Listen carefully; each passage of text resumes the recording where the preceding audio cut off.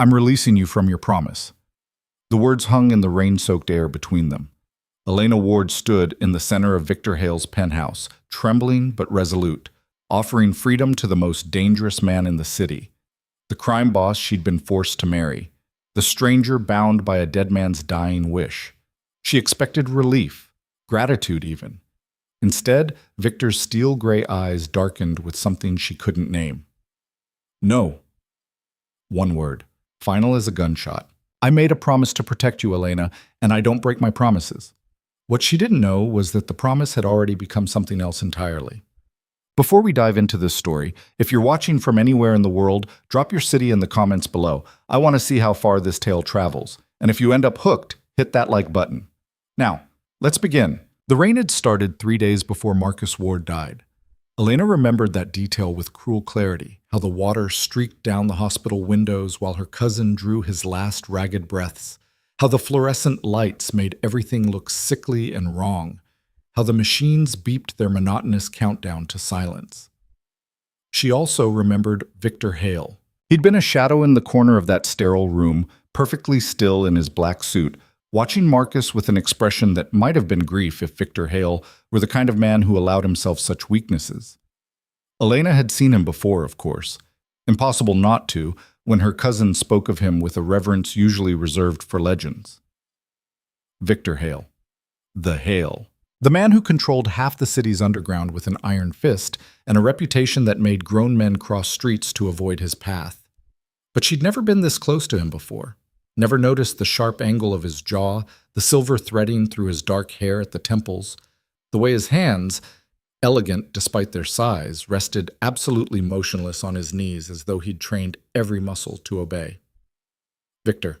Marcus's voice had been a whisper, barely audible above the machines. "Come here." Victor moved with a predator's grace, crossing to the bedside in 3 silent strides.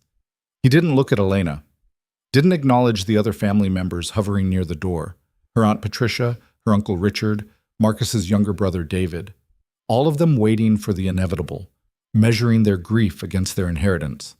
Elena had pressed herself against the far wall, trying to become invisible. It was a skill she'd perfected over 26 years of being the overlooked ward, the cousin nobody wanted, the daughter of the brother who'd married poorly and died young, leaving his child to the charity of relatives who saw her as an obligation at best.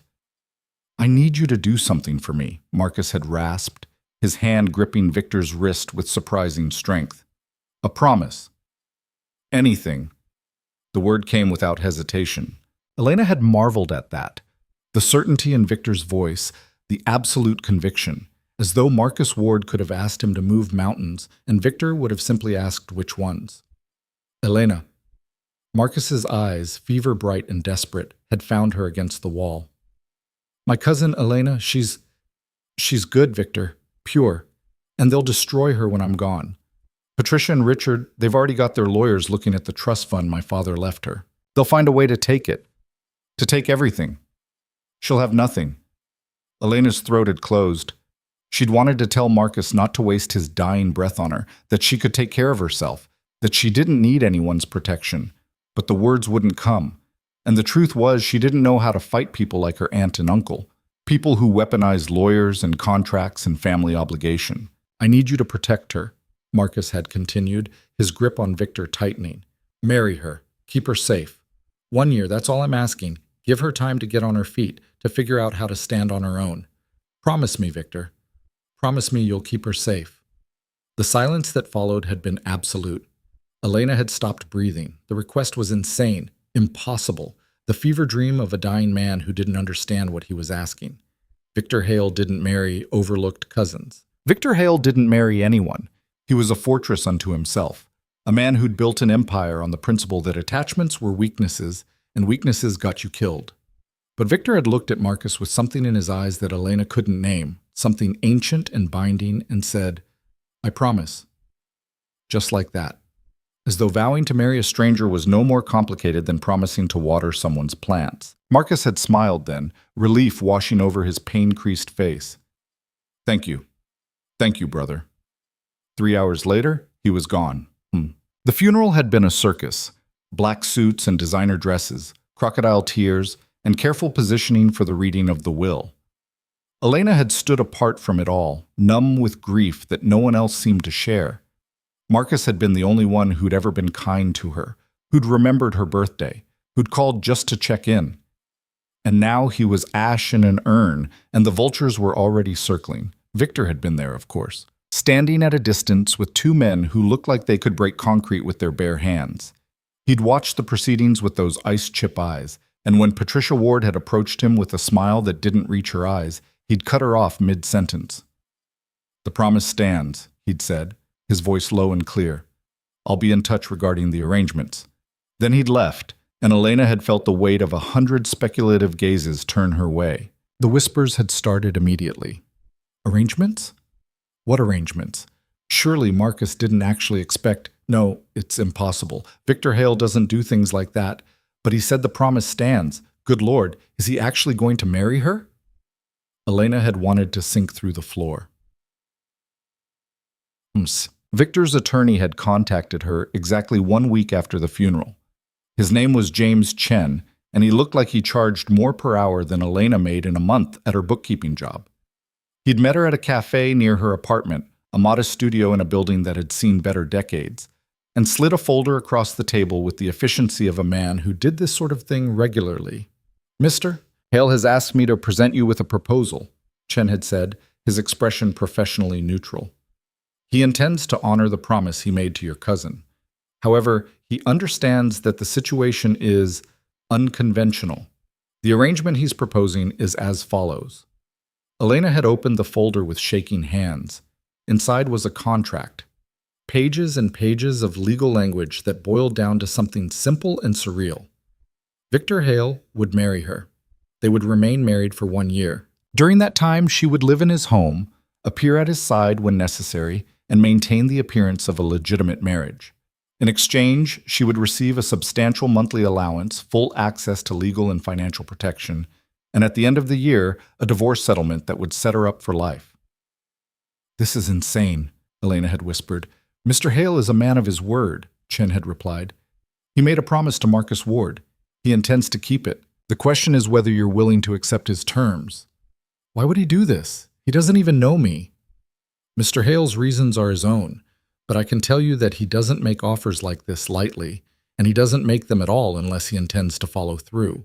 You have 48 hours to consider. If you decline, he'll find other ways to ensure your protection, but this offer won't be extended again." Elena had looked down at the contract, at the elegant signature already inscribed at the bottom, Victor Hale, and felt like she was staring at a trapdoor that might lead anywhere. "What does he get out of this?" she'd asked. "There has to be something. People like Victor Hale don't do things out of kindness." Chen's expression had shifted just slightly, something that might have been respect. "You'd have to ask him that yourself. But if I were to speculate, I'd say he gets to keep a promise to a man he considered a brother. For someone like Mr. Hale, that's worth more than you might imagine." She'd said yes. Looking back, Elena couldn't quite remember making the decision. It had felt less like a choice and more like being swept into a current too strong to fight. She'd signed the papers in Chen's office, her hand steady despite the unreality of it all, and tried not to think about what she was agreeing to. 1 year. 12 months. It was temporary. A bizarre interlude that would end with her financially stable and free to build whatever life she wanted. That was what she'd told herself. The wedding had been small, painfully small. Just Victor, Elena, Chen as a witness, and a judge who looked like he'd seen stranger things and had the discretion not to ask questions. Elena had worn a simple cream dress she'd bought off the rack the day before. Victor had worn one of his impeccable suits. They'd exchanged vows in voices that didn't waver, slipped rings onto fingers that didn't tremble, and signed documents that made it legal. "You can kiss the bride," the judge had said, almost apologetically. Victor had hesitated for the first time since Elena had met him. Then he'd leaned in, and his lips had brushed against hers so lightly she might have imagined it. It had lasted less than a second, perfunctory and bloodless, but Elena's heart had kicked against her ribs like it was trying to escape. When he'd pulled back, his eyes had been unreadable. "Congratulations," the judge had said. "You may now face your future as husband and wife." Elena had wanted to laugh at the absurdity of it. Instead, she'd just nodded and followed her new husband out into a world that suddenly felt completely foreign. "What?" Victor's penthouse occupied the top 3 floors of a building that overlooked the city like a glass and steel throne. Elena had tried not to gawk as Victor's driver, a silent man named Thomas, who looked like he moonlighted as a tank, pulled into the private garage. Tried not to stare as they rode an elevator that required a key card and a fingerprint scan. Tried not to gasp when the doors opened directly into a living space that belonged in an architecture magazine. Floor-to-ceiling windows wrapped around the entire perimeter, offering a view of the city that made her feel like she was floating. The furniture was modern and minimal, all clean lines and expensive fabrics in shades of gray and black and cream. Art that Elena suspected was original hung on the walls. Everything gleamed with the kind of cleanliness that required a full-time staff. "This is your home now," Victor had said, shrugging out of his suit jacket and draping it over the back of a chair. "For the next year, at least. I'll show you to your room." Your room. Separate. Of course. This wasn't a real marriage. He'd led her down a hallway to a bedroom that was easily twice the size of her entire apartment. It had its own bathroom, marble and glass, and a tub that could fit 3 people, and a walk-in closet that was currently empty. "I've had your belongings brought from your apartment," Victor had said. "They're being unpacked now. If there's anything you need, anything at all, tell Mrs. Chen. She manages the household." "Mrs. Chen, is she related to your attorney?" "His mother. She's worked for me for 15 years. You can trust her." Elena had nodded, trying to process the strange new reality. "And you? Where do you sleep?" "The master suite is on the floor above. You won't be disturbed." There was something in the way he said it, clinical, distant, that made Elena's stomach twist. This was a business arrangement. She needed to remember that. "Okay," she'd said softly. "Thank you for all of this. I know it's not what you would have chosen." Victor had studied her for a long moment, his expression unreadable. "Marcus was the closest thing to family I've ever had. Keeping his last request isn't a burden, Elena. It's an honor." Then he'd left her alone in her beautiful, sterile room, and Elena had sat on the edge of the enormous bed and wondered what the hell she'd gotten herself into. The first week had been surreal. Elena had wandered through the penthouse like a ghost, unsure of her place, afraid to touch anything. Mrs. Chen, a woman in her 60s with kind eyes and a no-nonsense demeanor, had tried to make her feel welcome, but Elena couldn't shake the feeling that she was an intruder, that any moment someone would realize the mistake and send her back to her cramped studio apartment. Victor had been largely absent. He left early in the mornings, she'd hear the elevator chime at dawn, and returned late at night.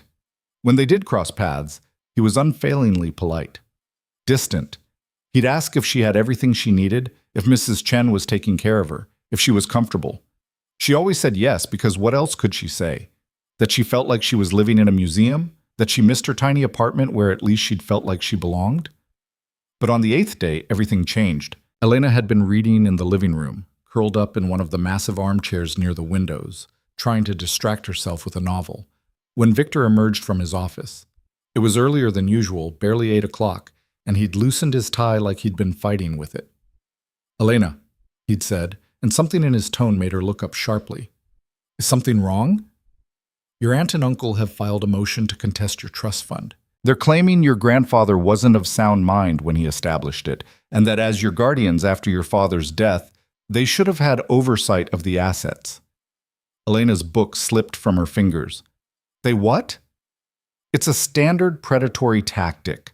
They're hoping you won't fight it, that you'll settle for a fraction of what you're owed just to avoid a court battle." Victor's expression was hard. "They've underestimated you, and they've underestimated me. I can't afford to fight them. I don't have—" "You have me."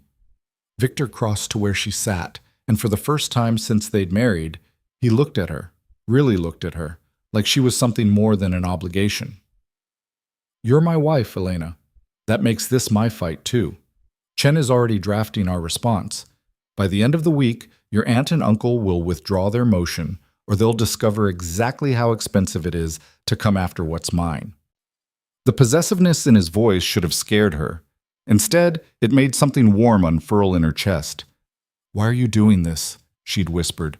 "The contract doesn't say you have to. The contract is a piece of paper. The promise I made to Marcus is what matters, and that promise was to protect you, from everyone, including your family. Elena had stared at him. This dangerous man who'd married her out of obligation, but defended her like she mattered, and felt something shift inside her. Something small and fragile, like the first crack in a dam. "Thank you," she'd said, and meant it more than she'd meant anything in her life. Victor had nodded once, sharp and final. Then he'd returned to his office, leaving Elena sitting in the fading light, her heart beating a strange, new rhythm. What? The following weeks established a pattern.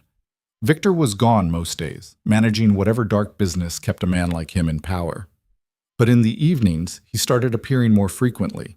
Not pushing, not demanding, just present. He'd work in the living room instead of his office, a laptop and scattered papers spread across the coffee table.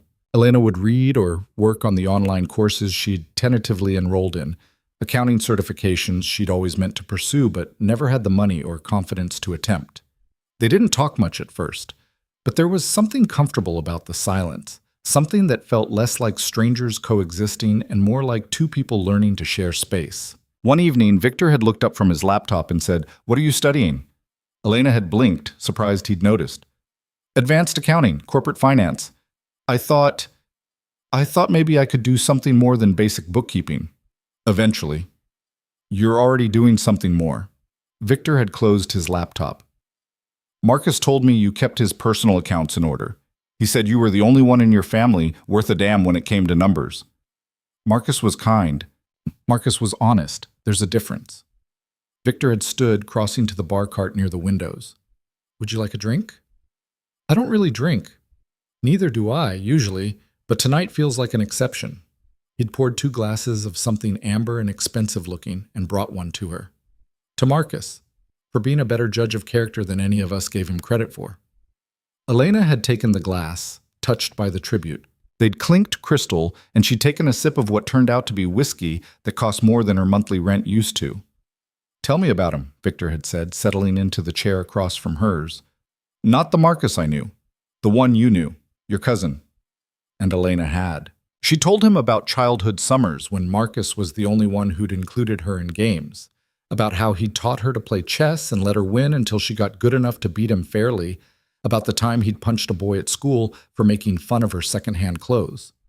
Victor had listened with an intensity that made her feel like every word mattered, and when she'd finished, he'd shared his own stories, about meeting Marcus at 18, about the scrapes they'd gotten into, about the time Marcus had taken a bullet meant for Victor and then laughed about it from his hospital bed.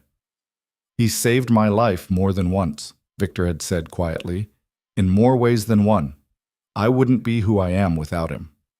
"You miss him." "Every day." The confession had been simple, but Elena had heard the weight behind it.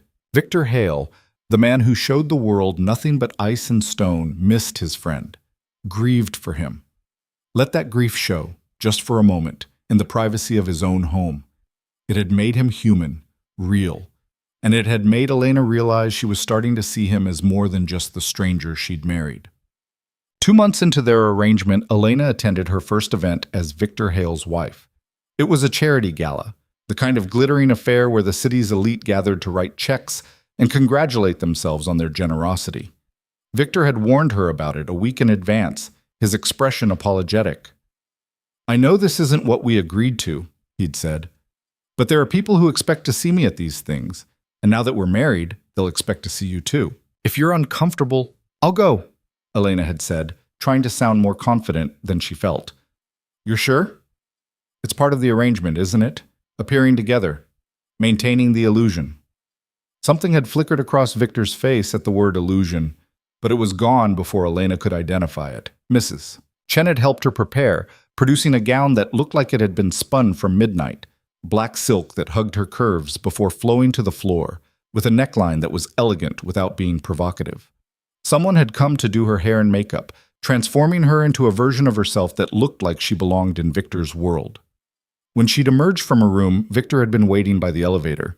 He'd frozen mid-motion, his hand stilling on his cufflink, and just stared. "Is it okay?" Elena had asked, suddenly self-conscious. Mrs. Chen said, "You look beautiful," Victor had said, his voice rougher than usual. stunning. The compliment had sent heat rushing to her cheeks. Thank you. You look good too. Good didn't begin to cover it. Victor in a tuxedo was something that should have come with a warning label. All clean lines and controlled power, the formal wear somehow making him look even more dangerous. The gala had been overwhelming. A glittering assault of champagne and string quartets, of people who looked at Elena with curiosity and calculation, measuring her worth based on the ring on her finger and the man at her side. Victor had stayed close, his hand resting lightly on the small of her back, a gesture that was probably meant to be possessive for their audience, but felt protective instead. He'd introduced her to people whose names she'd only seen in newspapers, had deflected invasive questions with a skill that spoke of long practice, had made sure she was never left alone to fend off the sharks. But it was her aunt and uncle who'd turned the evening from uncomfortable to unbearable. They'd appeared near the end of the night, Patricia in diamonds that probably cost more than Elena's trust fund, Richard with a smile that made her skin crawl. Elena, darling, Patricia had cooed, her voice dripping with false sweetness. What a surprise to see you here. We had no idea you moved in such elevated circles now. Aunt Patricia, Uncle Richard.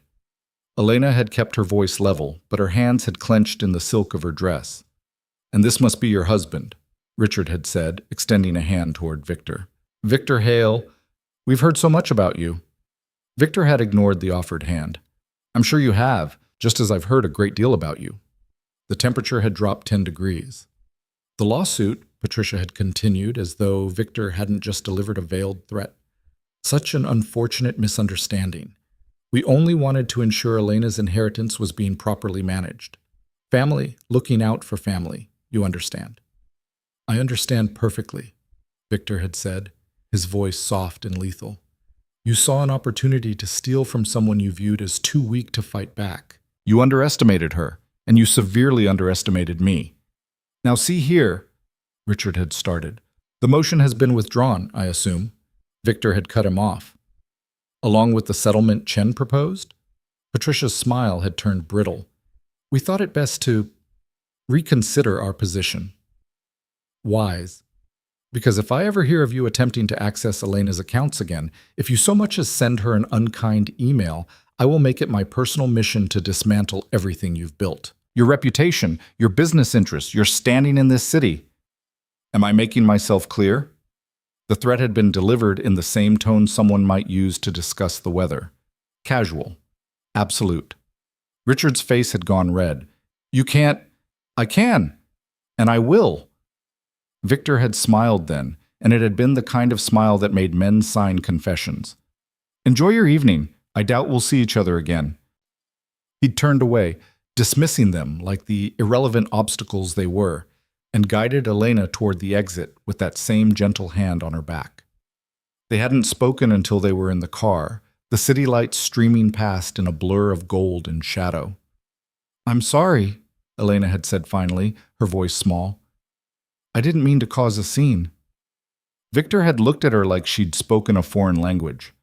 You didn't cause anything, they did, and they got exactly what they deserved. But now everyone's going to be talking about it, about us, about the way you let them talk. Victor had shifted in his seat to face her fully. Elena, I need you to understand something. You're not an inconvenience. You're not a burden. You're my wife, and that means something. It means I don't let people disrespect you. I don't let them make you feel small. I don't care who they are or what they think they're entitled to. Are we clear? Elena had nodded, her throat too tight for words, because the way Victor was looking at her, fierce and protective and something else she didn't dare name, made her feel like maybe, just maybe, she was starting to matter to him. Not as a promise, not as an obligation, as a person. After that night, something shifted between them. It was subtle at first, the way Victor started joining her for breakfast instead of leaving before she woke. The way he'd ask about her courses, genuinely interested in her progress. The way he'd started keeping business calls out of the living room so she could study in peace. And the way he looked at her sometimes, when he thought she wasn't paying attention, like he was trying to solve a puzzle and couldn't quite figure out the pieces. Elena felt it too. The way her heart would kick up when she heard the elevator announce his return. The way she'd catch herself watching him work, admiring the fierce intelligence in his eyes, the elegant economy of his movements. The way she'd started to forget this was temporary. 3 months. They'd been married 3 months. 9 more to go. It didn't feel like enough time anymore. One evening, Elena emerged from her room to find Victor in the kitchen, an unusual sight, given that Mrs. Chen usually handled all the cooking. "I didn't know you cooked," she'd said, watching him chop vegetables with surprising competence. "I don't, usually, but Mrs. Chen has the evening off, and I thought—" He'd paused, something almost uncertain crossing his face. "I thought it might be nice. To eat together, like a normal couple." Normal. As though anything about their situation could be classified as normal. But Elena had smiled and rolled up her sleeves. "What are we making?" They'd made pasta. Simple. Probably not as good as what Mrs. Chen would have produced, but somehow perfect because they'd made it together. They'd laughed when Victor had oversalted the sauce, and when Elena had nearly dropped the entire pot of boiling water. They'd sat at the dining table that had never been used for just the two of them, and they'd talked. Really talked.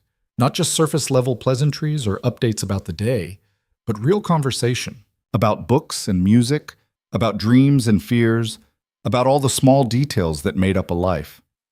"I always wanted to go to college," Elena had admitted, twirling pasta on her fork. "Not for anything specific, really. I just wanted to be in a place where people cared about learning, where being smart wasn't something to hide." "Why didn't you?" "Money. And my aunt and uncle made it clear that they weren't wasting their resources on someone who'd probably just get married and waste the education anyway." She'd laughed, but it had held no humor. "The irony isn't lost on me." Victor had set down his fork, his expression serious. "It's not too late, you know. You could enroll, anywhere you want. I'll make sure—" "Victor?" Elena had cut him off gently. "You're already doing so much. The courses, the protection, this whole arrangement. I can't ask you to—" "You're not asking. I'm offering." He'd leaned forward, his eyes intense. "Elena, when this year's over, you're going to walk away with the resources to build whatever life you want. But you don't have to wait until then. If you want to go to school, go. If you want to change careers, change. If you want to do something completely different, do it. The entire point of this arrangement is to give you options." "What about you?" The question had slipped out before Elena could stop it.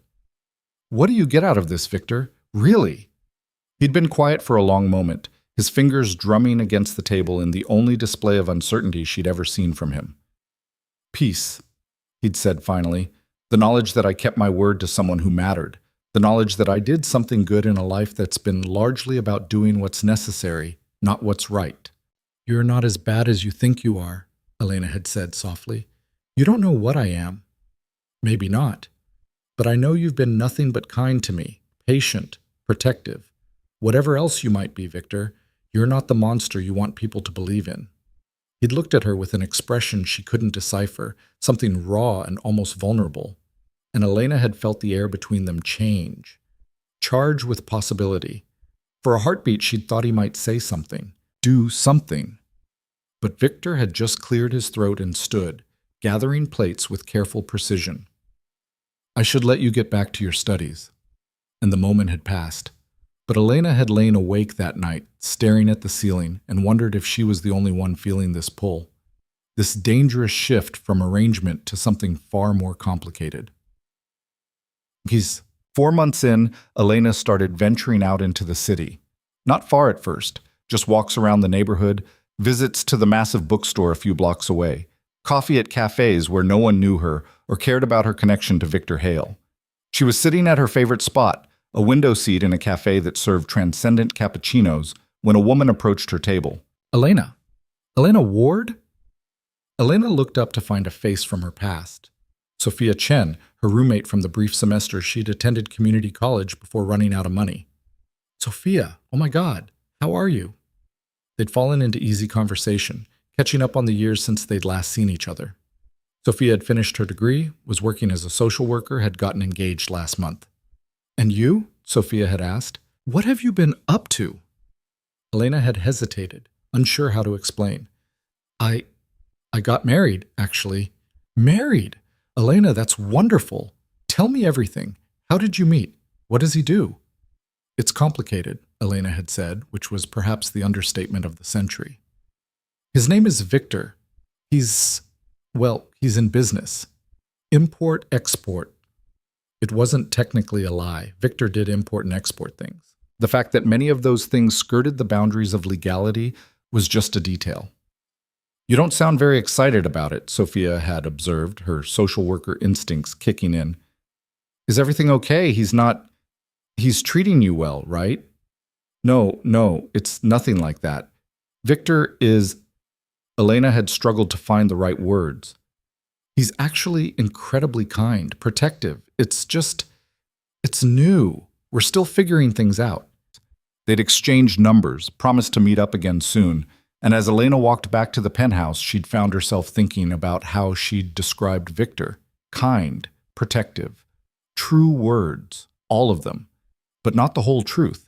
Because the whole truth was that Elena was falling for her husband, the husband she'd married out of obligation, the husband who'd married her out of loyalty to a dead friend, the husband who, in 9 short months, would grant her a divorce and send her on her way to build a new life.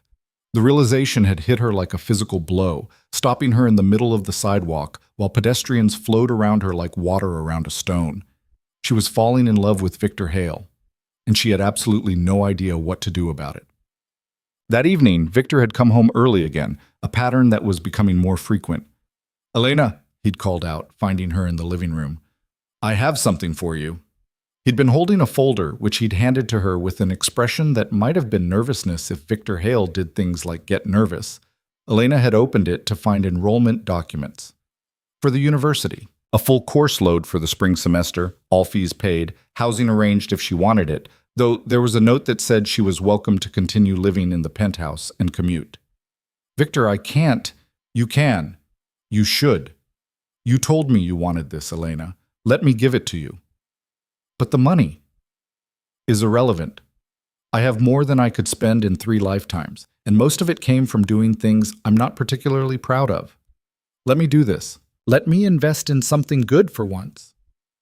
Elena had looked down at the papers, at the opportunity she'd dreamed of for so long, and felt tears prick her eyes. "Why do you care so much?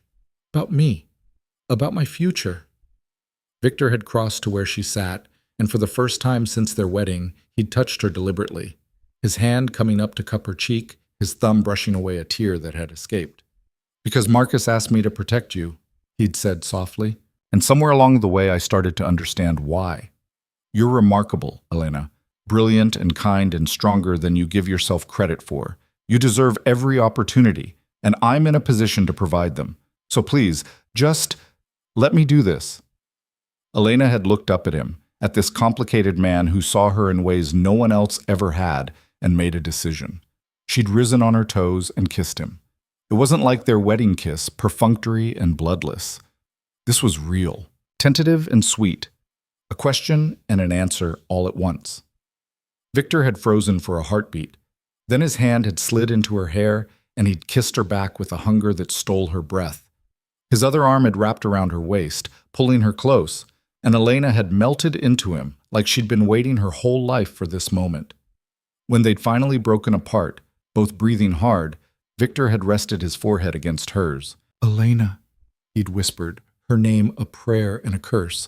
"We shouldn't, this isn't..." "I know," she'd said. "I know it's not in the contract. I know it's not what we agreed to. But Victor, I need you to know, this isn't just an arrangement for me anymore. I don't know when it changed, but it did." He'd pulled back to look at her, his eyes searching her face like he was memorizing every detail. "You don't know what you're saying. Who I am, what I do. I know exactly who you are, and I'm not afraid. You should be. But I'm not." Elena had framed his face with her hands, forcing him to meet her gaze. "I see you, Victor. Not the reputation, not the fear, you. And I'm telling you that what I feel is real." For a long moment, Victor had just stared at her. Then he'd kissed her again, deeper this time, like he was trying to convince himself this wasn't a mistake. "This changes everything," he'd murmured against her lips. "I know. We have 9 months left on the contract. I know that too. And then what? You go off to build your new life and I go back to being alone?" The vulnerability in his voice had broken something open in Elena's chest. Or, she'd suggested carefully, we figure out what we want. Together. No contract. No timeline. Just us. Victor had looked at her with something close to wonder. I made a promise to protect you. I didn't plan on what? On feeling like this. On wanting to keep you. Not because of the promise. Because of who you are. And Elena had smiled, her heart full to bursting, and kissed him again. They'd ended up on the couch, wrapped in each other, talking until the city lights blurred into dawn. About fears and hopes, about pasts and possible futures. Victor had told her things he'd never shared with anyone. About growing up alone, about building his empire out of desperation and determination, about the loneliness of being feared by everyone who knew his name. And Elena had shared her own stories, about feeling invisible, about Marcus being her only anchor, about the terror and strange hope of accepting Victor's proposal. I didn't expect you, Victor had said as the sun rose, painting the penthouse in shades of gold. I thought I'd do my duty, fulfill the promise, and go back to my life exactly as it was. And now I can't imagine going back. Can't imagine this place without you in it. Can't imagine my life without you challenging me to be better than I am. Elena had nestled closer, her head on his chest, listening to the steady beat of his heart. So what do? We take it one day at a time. We see where this goes, and when the year is up, Victor had paused, his arms tightening around her. When the year is up, we decide together. No pressure, no obligation, just a choice. A real choice, Elena had agreed. And as they sat there watching the city wake up, Elena had felt something she hadn't experienced in a very long time. Hope. Not the desperate, clutching hope of someone drowning, but the quiet, steady hope of someone who'd found solid ground. She was still falling in love with Victor Hale. But now, maybe he was falling too. The first thing that changed was the way they moved around each other. Before that night on the couch, they'd existed in parallel orbits, polite, careful, maintaining the invisible boundaries of their arrangement. After, those boundaries dissolved like sugar in rain. Victor would reach for her hand while they watched the news. Elena would lean against him while she studied, his presence becoming as necessary as oxygen. They'd find excuses to touch, a hand on the small of her back, fingers brushing while passing coffee cups, the weight of his arm around her shoulders feeling like the most natural thing in the world. Mrs. Chen noticed, of course. The older woman was far too observant to miss the shift, though she said nothing directly. She simply started setting the table for two at breakfast, began preparing meals that required them to sit together, smiled knowingly whenever she caught them, in the same space gravitating toward each other like magnets. You seem happy, she'd said to Elena one morning while Victor was on a call in his office. Lighter. Elena had looked up from the textbook she'd been reviewing. Her first semester would start in 2 weeks, and nervous energy had her studying material she hadn't even been assigned yet. I am happy. Is that strange? Not strange, just different. Mrs. Chen had set down a cup of tea, the blend Elena had mentioned preferring weeks ago.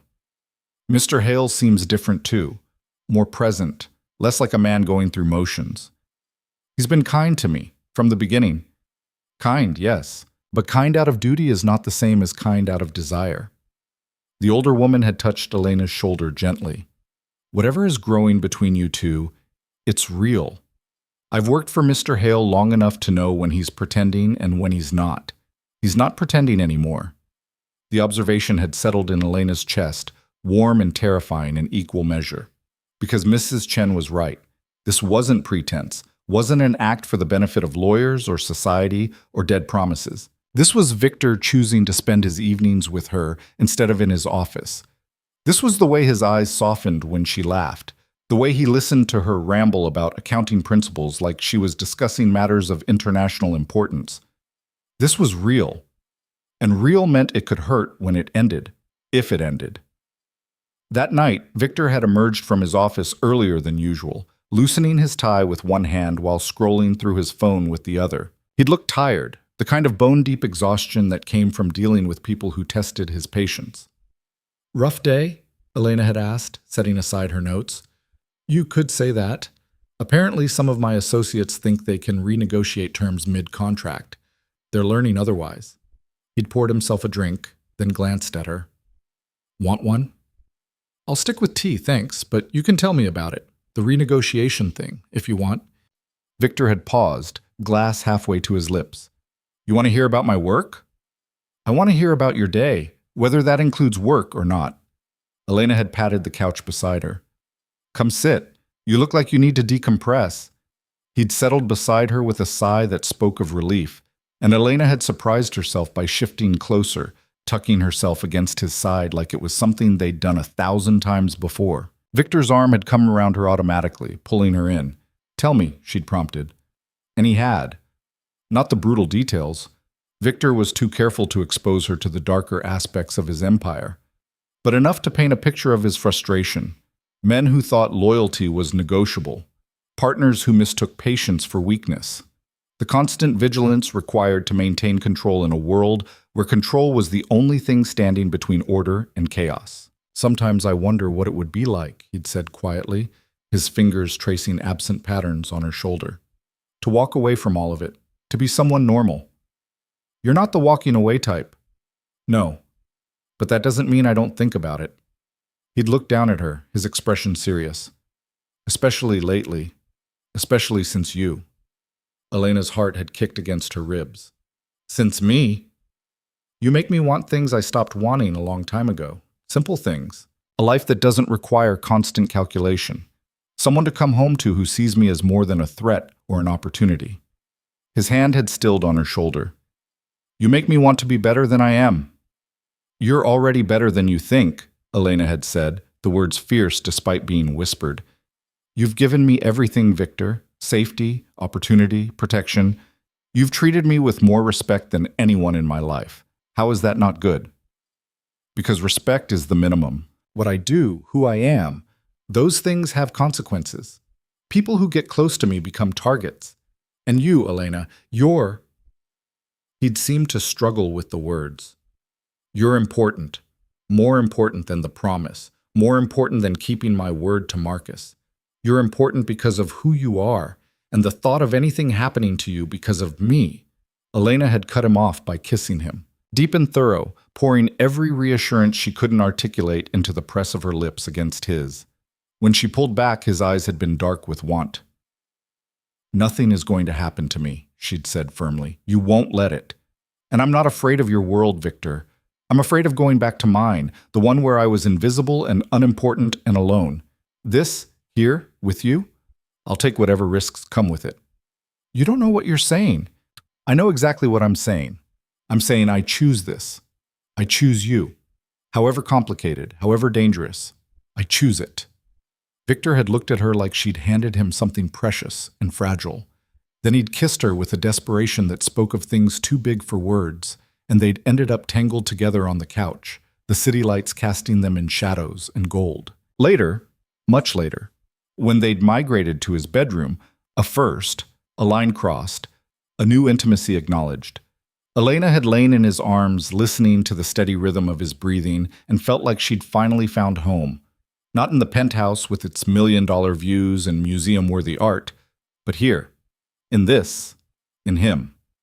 The contract had 6 months left, but as Victor's fingers traced lazy patterns on her spine and his heartbeat drummed against her ear, Elena couldn't bring herself to care about timelines or agreements. This was real. This was theirs. And whatever happened when the year ended, she'd face it knowing she'd been brave enough to choose something terrifying and beautiful. Morning arrived too soon, pale light filtering through curtains they'd forgotten to close. Elena woke to find Victor already awake, propped on one elbow, watching her with an expression that made her breath catch. Hi, she'd murmured, suddenly shy despite everything they'd shared. Hi yourself. He'd brushed a strand of hair from her face. Sleep well? Better than I have in years. She'd stretched, then froze as reality reasserted itself. Oh God, what time is it? Don't you have to? I cleared my morning. Victor's hand had settled on her waist, keeping her in place. Figured we could have breakfast together. Actually sit and eat instead of grabbing coffee on the way out. You cleared your morning? You, Victor Hale, master of the scheduled minute? Don't sound so shocked. I'm capable of spontaneity. Since when? Since about 3 in the morning, when I realized I'd rather spend the day with you than deal with territorial disputes and shipping manifests. He'd pulled her closer, pressing a kiss to her forehead. Unless you have somewhere else to be? Elena had laughed, the sound bright and unburdened. Classes don't start for 2 weeks. I'm all yours. Good, because I have plans for you. Plans? Plans. He'd smiled, and it had transformed his face from intimidating to devastating. Get dressed, comfortable clothes. We're going out. An hour later, they'd been in Victor's car. Not the town car with Thomas driving, but Victor's personal vehicle, a sleek black sports car that probably cost more than most houses, heading out of the city. Are you going to tell me where we're going? Elena had asked, watching the cityscape give way to suburbs and then open road. And ruin the surprise? Never. Victor had glanced at her, his expression lighter than she'd ever seen it. Trust me? With my life. The words had been automatic, but as soon as they'd left her mouth, Elena had realized they were true. She did trust him, completely, implicitly. This man who could have his enemies disappear with a phone call, who commanded an empire built on fear and respect, who'd married her as a favor to a dying friend. She trusted him absolutely. Victor's hand had found hers, lacing their fingers together. Good. Because I meant what I said last night. You're important to me, Elena. Not as an obligation, as you. They'd driven for another hour, conversation flowing easily, until Victor had pulled off the highway onto a smaller road that wound through forest. Eventually, they'd arrived at a lake, pristine and isolated, surrounded by trees in the full glory of autumn colors. This is beautiful, Elena had breathed, stepping out of the car. How did you find this place? Marcus and I used to come here. When things got too intense in the city, when we needed to remember there was more to the world than territory disputes and power plays. Victor had joined her at the water's edge, his hands in his pockets. He said it was the only place he could think clearly, the only place that felt real. Elena had heard the grief in his voice, the weight of missing someone who'd mattered. She'd slipped her hand into his, offering silent comfort. He would have liked this, Victor had said quietly, seeing us together, actually together, not just going through the motions of his dying request. He always said you deserved someone who saw your worth. I think he'd be pleased to know I finally figured it out. You think he knew? When he made you promise? Marcus always knew more than he let on. He was better at reading people than anyone I've ever met. Victor had turned to face her fully. I think he knew I needed someone like you, someone who'd see past the reputation, someone who'd make me want to be more than what I am. You're already more than you give yourself credit for. You keep saying that. Doesn't make it true. It does, though. Victor, you could have married me, stuck me in that penthouse, and ignored me for a year. Fulfilled the letter of the promise while completely missing the spirit. Instead, you've been present, engaged. You've protected me, yes, but you've also encouraged me, believed in me, made me feel like I matter. You do matter. I know that now, because of you. Elena had stepped closer, her free hand coming up to rest against his chest. So stop acting like you're some villain who lucked into doing something decent. You're a good man, Victor Hale, even if you don't want to admit it. He'd kissed her then, sweet and slow, the lake water lapping at the shore and the autumn wind rustling through the trees. And when they'd finally broken apart, Victor had rested his forehead against hers and whispered, "What am I going to do with you? Keep me, I hope." That's the plan. They'd spent the day at the lake, walking the shore, talking about everything and nothing, existing in a bubble where contracts and timelines and complicated realities couldn't touch them.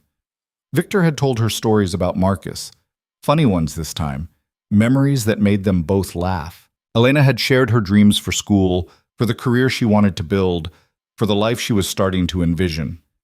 I've been thinking about my major, she'd said as they sat on a fallen log, sharing sandwiches Mrs. Chen had somehow known to pack. I thought I'd stick with accounting. It's practical, and I'm good at it. But I think I want to try something else too. Maybe business law or finance. Something that would let me understand the bigger picture. Not just the numbers, but what they mean. Victor had studied her with interest. You want to understand how power works. Is that terrible? It's brilliant. Most people are content to stay in their lane, focus on their small piece of the puzzle. But if you understand the whole system, you can navigate it, control it even. Is that what you do? Every day. Understanding how systems work, legal, financial, social, that's how you survive in my world. That's how you thrive. He'd taken her hand. You'd be good at it. You're already better at reading contracts than half the lawyers I employ. That's because I actually read them instead of skimming for keywords. Exactly. You're thorough, careful. You see the traps other people miss. Victor's expression had turned serious. If you want to study law or finance, I'll support you. Whatever you want to do, Elena. Whatever future you want to build. What about you? What future are you building? The question had caught him off guard. Elena had seen it in the way his eyes widened slightly, in the pause before he answered. I've never really thought about it, he'd admitted. I've always focused on maintaining what I have, growing the empire, protecting my territory, staying ahead of threats. The future was just more of the same. And now? Now I'm starting to think maybe there could be something different, something more. He'd pulled her close, his arms wrapping around her like he could shield her from every uncertainty, something that includes you. They'd driven back to the city as the sun set, painting the sky in shades of orange and pink and gold. Elena had watched the landscape blur past and felt a peace she'd never experienced before. Not the peace of having everything figured out, but the peace of knowing she was exactly where she was supposed to be. The following week, Victor had to travel for business. 3 days in Chicago, dealing with some complicated merger that required his personal attention. He'd told Elena about it over breakfast, his expression apologetic. You could come with me, he'd offered. I'll be in meetings most of the time, but the evenings would be free. We could explore the city, try that steakhouse everyone talks about. I should probably stay here, Elena had said, though the offer had been tempting. I have orientation at the university in 2 days. Plus, I need to finalize my schedule, get my books ordered, all the administrative stuff. You're sure? I'm sure. Besides, it's only 3 days. I think I can survive without you for 72 hours. I'm not sure I can survive without you, Victor had said, so quietly she'd almost missed it. The admission had stolen her breath. Because Victor Hale didn't do vulnerability, didn't admit weakness, didn't confess to needing anyone or anything. But he'd just told her he needed her, and the weight of that confession had been enormous. Then come back quickly, Elena had whispered. He'd left that afternoon, and the penthouse had felt cavernous without him.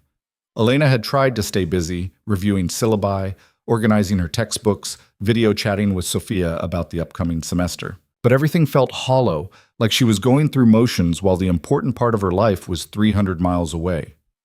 Victor had called every night. Not video calls, just voice, his rough baritone sounding tired but warm through the phone line. How was orientation? He'd asked on the second night. Overwhelming, good overwhelming, but still. Elena had curled up in his bed. She'd migrated there without really thinking about it, finding comfort in his scent on the pillows. There are so many resources I didn't know existed, tutoring services, career counseling, networking events. It's almost too much. You'll figure it out. You figure everything out. I miss you. The confession had slipped out before she could stop it. There was a pause on the other end of the line, then Victor's voice, rough with something that sounded like relief. I miss you too, more than I thought possible. This penthouse has never felt empty before, but now all I can think about is how you're not here. One more day. One more day, he'd agreed, and then I'm coming home to you.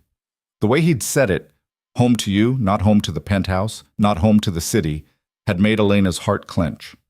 Victor had returned on a Thursday evening, and Elena had practically launched herself at him when the elevator doors opened. He'd caught her easily, laughing, actually laughing, as she wrapped herself around him. Miss me? He'd teased. Terribly. Horribly. Don't ever leave again. I have to leave sometimes. It's part of the job. Then I'm coming with you next time. Deal. He'd set her down but kept his arms around her. Tell me about your week, all of it. Don't leave anything out. They'd spent the evening catching up, Elena sharing every detail of orientation and class registration, Victor telling her about the merger and the headaches that came with mediating between men who treated business like warfare. I finalized my schedule, Elena had said, pulling up the document on her laptop. 4 classes: business law, corporate finance, advanced accounting, and an ethics seminar that's required for the program. Victor had studied the schedule with interest. Ethics. That should be interesting. You think I'll learn how to avoid people like you? I think you'll learn how people like me operate, which, if you're smart, you'll use to your advantage. Is that what you want? For me to become ruthless? I want you to become powerful. There's a difference. He'd closed the laptop and pulled her onto his lap. Ruthless means taking without caring about the cost. Powerful means understanding the cost and deciding if it's worth paying. You're already better at that calculation than most people twice your age. How do you figure? You chose to marry me. A complete stranger with a dangerous reputation and a life built on questionable decisions. You calculated the risk and decided the potential benefit was worth it. That's power, Elena. The ability to make hard choices and live with the consequences. I got lucky. You turned out to be much better than your reputation. Or you saw something other people miss. Don't undersell your instincts. The conversation had shifted to lighter topics, but Victor's words had stayed with Elena. The idea that she was powerful, that she had good instincts, that she could navigate complicated situations and come out stronger, it was intoxicating. And maybe a little dangerous, because the more she learned about Victor's world, the more she understood how it worked, the less foreign it seemed. The strategies, the negotiations, the careful balance of power and perception, it wasn't that different from any other business. Just higher stakes and fewer rules. Classes started the following week, and Elena threw herself into the work with an intensity that surprised her. Years of being told she wasn't worth investing in had left her hungry to prove herself. Every assignment became an opportunity to demonstrate she belonged there. Every discussion a chance to show she could hold her own. Victor had noticed, of course. He'd started working from home more often, setting up in the living room so they could exist in the same space while she studied. Sometimes he'd help her work through particularly thorny problems, his business acumen providing perspectives her professors never considered. Your ethics professor is an idealist, he'd commented one evening after reading one of her assignments. She thinks corporations can be reformed from within through moral leadership. You don't agree? I think corporations are machines designed to generate profit. Expecting them to prioritize ethics over earnings is like expecting a shark to go vegetarian. It's not in their nature. So what? We just accept corruption and exploitation as inevitable? No, we acknowledge reality and work within it. You want to change corporate behavior? Change the incentives. Make ethical practices more profitable than unethical ones. That's how you create lasting change. Elena had studied him, this complicated man who'd built an empire on moral gray zones, but could articulate business ethics with the precision of a philosopher. You're more cynical than my professor, but you might also be more realistic. Cynicism is just pattern recognition. I've seen how these systems work. The idealism is admirable, but it doesn't survive contact with reality. And yet you're helping me study ethics, because I want you to understand both perspectives, the ideal and the real. Then you can decide which version of the world you want to operate in. They'd fallen into a comfortable rhythm. School occupied Elena's days, while Victor's business demanded his attention. But evenings were theirs, dinner together, conversation that ranged from academic theory to street-level reality. The comfortable silence of two people who'd learned to exist in harmony. One Saturday afternoon, 6 weeks into the semester, Elena had been deep in research for a paper when her phone rang. An unknown number. She'd almost let it go to voicemail, but something made her answer. Elena Ward? The voice was professional, female, unfamiliar. Speaking. My name is Jennifer Morrison. I'm an attorney with Morrison and Associates. I'm calling regarding your trust fund. Elena's stomach dropped. What about it? I'm sorry to inform you that your Uncle Richard Ward has filed another motion, this time claiming that the marriage between you and Victor Hale constitutes fraud. He's arguing that you entered into the marriage solely to prevent family oversight of your assets, and he's requesting that the trust be frozen pending investigation. The words had landed like blows. Elena had sunk into the nearest chair, her mind racing. That's insane. My marriage has nothing to do with the trust fund. I understand.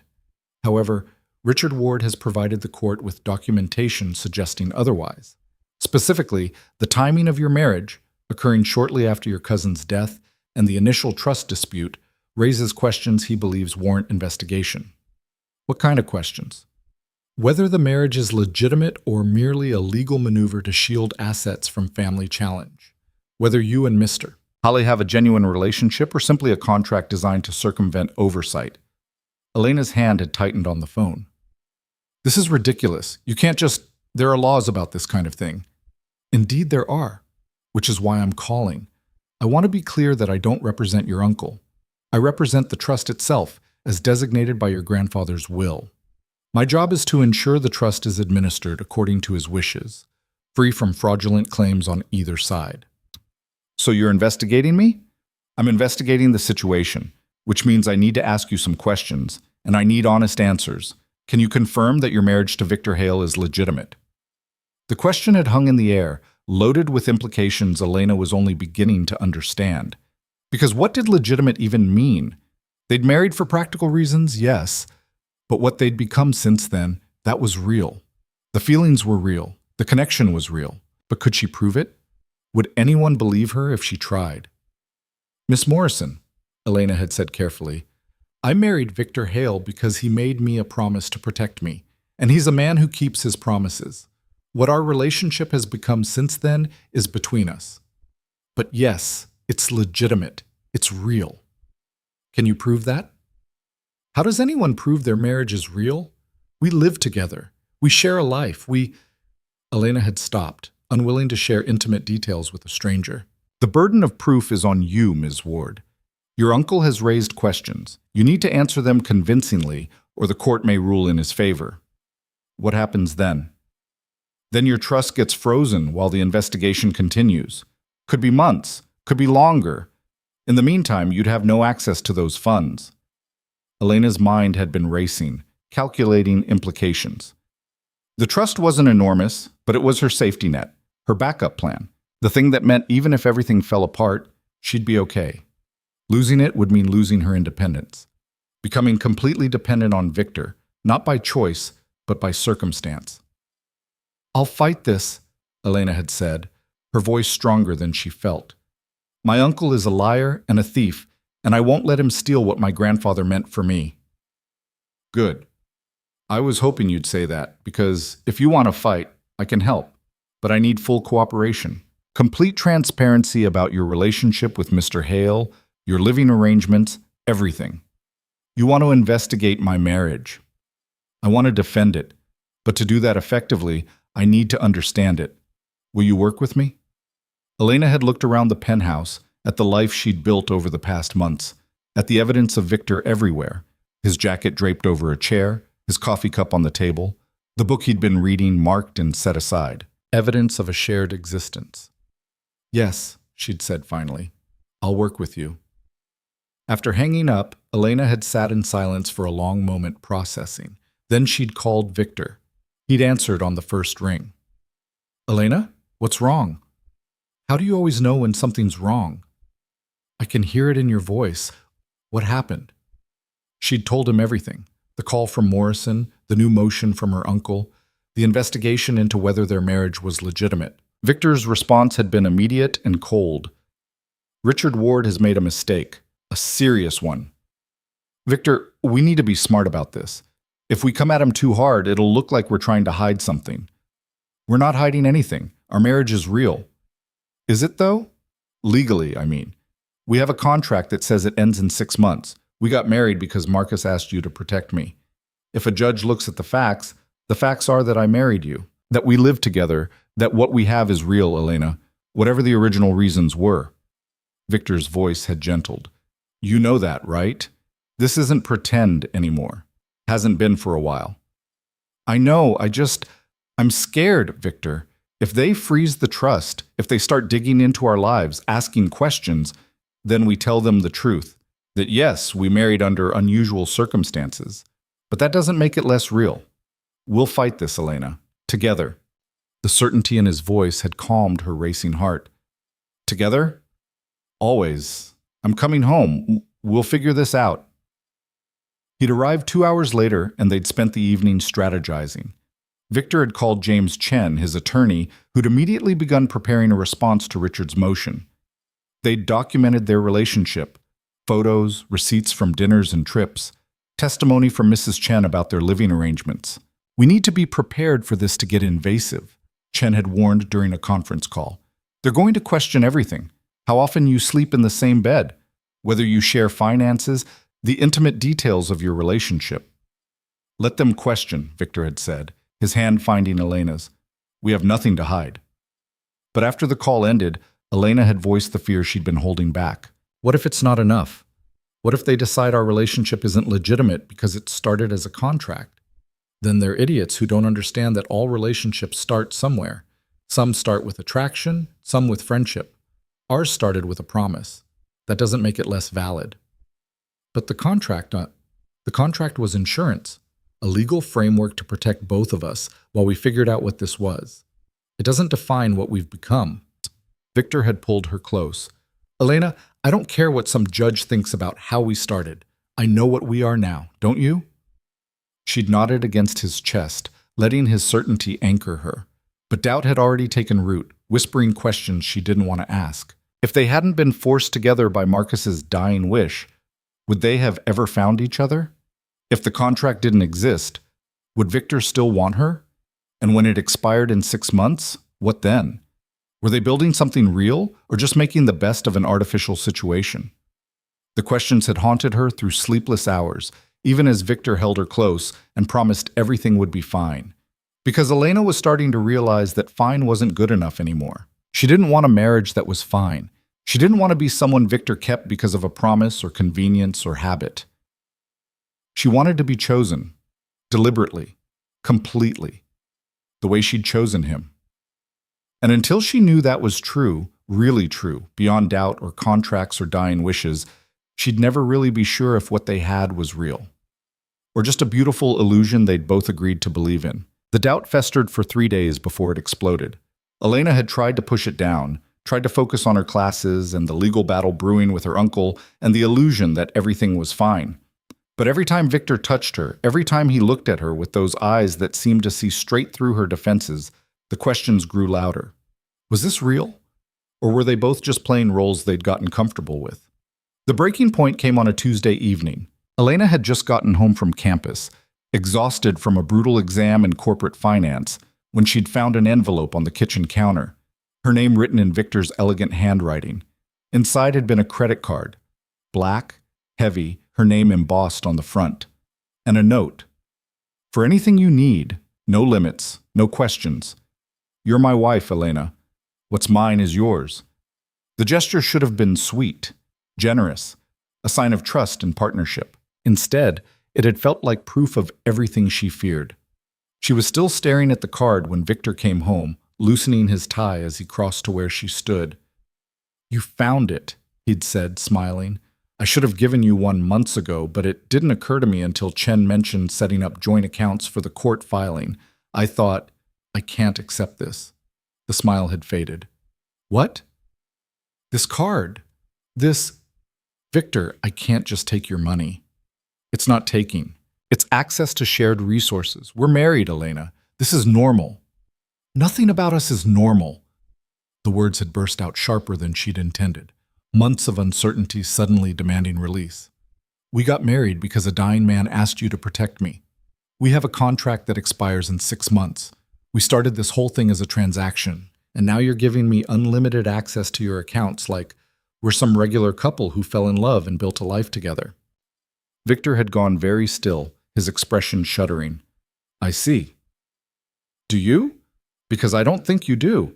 I don't think you understand what it's like to constantly wonder if any of this is real or if we're just both really good at pretending." "I'm not pretending." "Aren't you? Victor, 6 months ago you didn't even know me. You married me out of obligation, and now you're acting like this is some great love story when really it's just convenience that turned into something comfortable." The words had hung between them like broken glass, sharp and dangerous. Victor's jaw had tightened, the only sign of emotion on his carefully controlled face. "Is that what you think this is?" His voice had been quiet, deadly calm. "Comfortable convenience?" "I don't know what to think anymore." That's the problem. When I'm with you, it feels real. It feels like we're building something that matters. But then I remember the contract and the timeline, and the fact that you never would have looked at me twice if Marcus hadn't made you promise to protect me. That's not fair, isn't it? Tell me honestly, Victor. If Marcus hadn't asked, if there was no dying wish, would you have ever noticed me? Would you have ever chosen me? The question had been the heart of it, the core fear she'd been too afraid to voice. And the hesitation in Victor's eyes before he answered had been all the confirmation she'd needed. I can't answer hypotheticals about a reality that doesn't exist, he'd said finally. What I can tell you is that regardless of how we started, what we have now is real. I choose you now, Elena, every day. Isn't that enough? I don't know. Is it? Or are you just making the best of a situation you can't easily exit without breaking your word? Victor had flinched like she'd struck him. You think I'm with you out of obligation? After everything, you still think I'm here because of a promise to a dead man? I think you're a man who values loyalty above everything, and I think you'd rather die than break your word to Marcus, even if that means staying in a marriage that was never supposed to be real. Then you don't know me at all. Victor's control had finally cracked, his voice rising. You think I spent the last 4 months falling in love with you because I felt obligated? You think I look at you the way I do, touch you the way I do, need you the way I do because of some fucking contract? Elena's breath had caught because he'd said it, the word she'd been too afraid to even think. Love. You don't mean that, she'd whispered. Don't tell me what I mean. Don't tell me what I feel. Victor had crossed to her in 2 strides, his hands coming up to frame her face. I love you, Elena. Not because Marcus asked me to protect you. Not because we're legally married, because you're brilliant and kind and strong, and you see me, actually see me, and you haven't run away screaming, because you make me want to be better than I am, because coming home to you is the best part of my day, and the thought of losing you makes me feel like I'm suffocating. Tears had been streaming down Elena's face, but she couldn't stop the words. Then why didn't you say it before?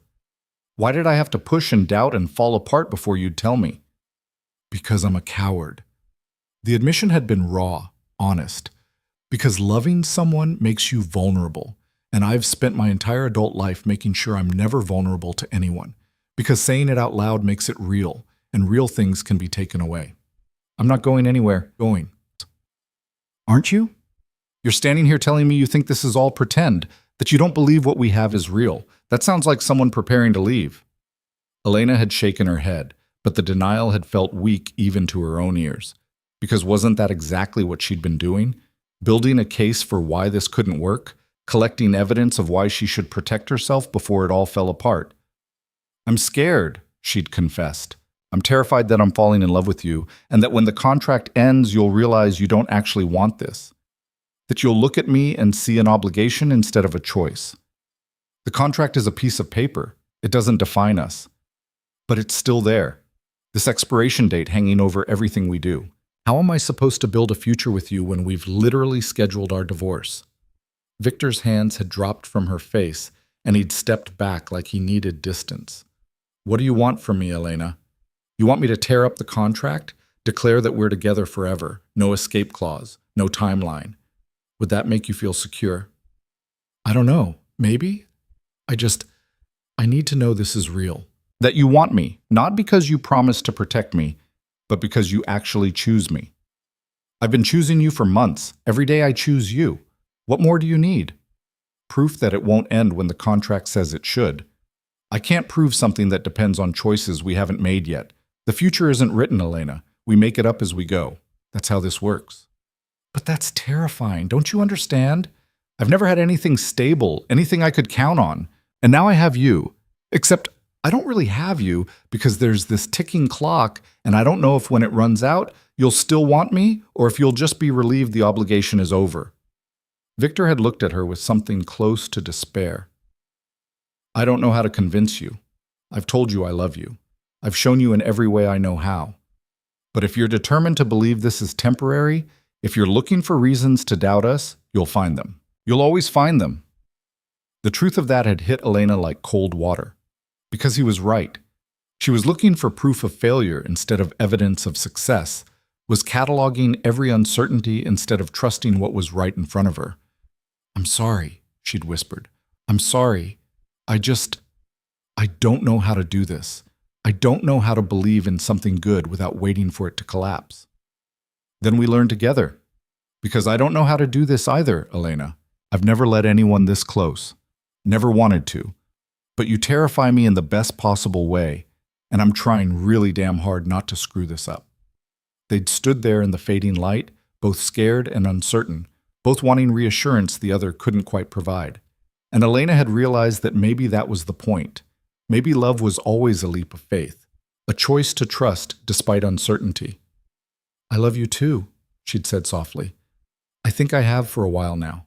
I'm just scared of it. I know. Me too. Victor had pulled her close then, and Elena had wrapped herself around him like he was the only solid thing in a shifting world. They'd held each other in the kitchen while the city lights flickered on outside, two people trying to figure out how to bridge the gap between what they felt and what they feared. The contract, Victor had said into her hair. When it's up, we don't renew it. We don't need it anymore. We just be together. However that looks. No timeline, no expiration date, just us. What if it doesn't work? Then we'll figure it out. But Elena, I need you to understand something. I'm not giving up on this, on us. Whatever happens with your uncle, with the trust fund, with any of it, I'm not walking away. You're stuck with me. Promise? I promise. Not because Marcus asked me to. Because I want to. Because I choose you, Elena Ward. Every single day, I choose you. The words had been everything she'd needed to hear, and Elena had kissed him with all the fear and hope and love she'd been holding back. They'd ended up in his bedroom, which had become their bedroom somewhere along the way, and they'd spent the night proving to each other that what they had was real enough to weather doubt. But in the quiet hours before dawn, while Victor slept beside her, Elena had stared at the ceiling and wondered if saying you choose something was the same as actually choosing it when the moment came. The court hearing for her trust fund had been scheduled for the following week. Jennifer Morrison had prepared them as best she could, coaching Elena on what to say and how to say it, warning them that Richard Ward's attorneys would try to make their relationship look calculated and cold. They're going to focus on the timeline, Morrison had explained during their prep session. The fact that you married within weeks of Marcus's death. The fact that you have a contract with specific terms. They'll paint it as a conspiracy to defraud the trust. But we have proof it's real, Elena had argued. Photos, testimony, evidence of a shared life. Which they'll argue is manufactured. Look, I believe you. But Richard's team is going to throw everything they can at this wall and hope something sticks. You need to be prepared for them to get personal, to question your motives, your character, your relationship with Victor. Victor had been sitting beside Elena, his hand resting on her knee. Let them question. We know the truth.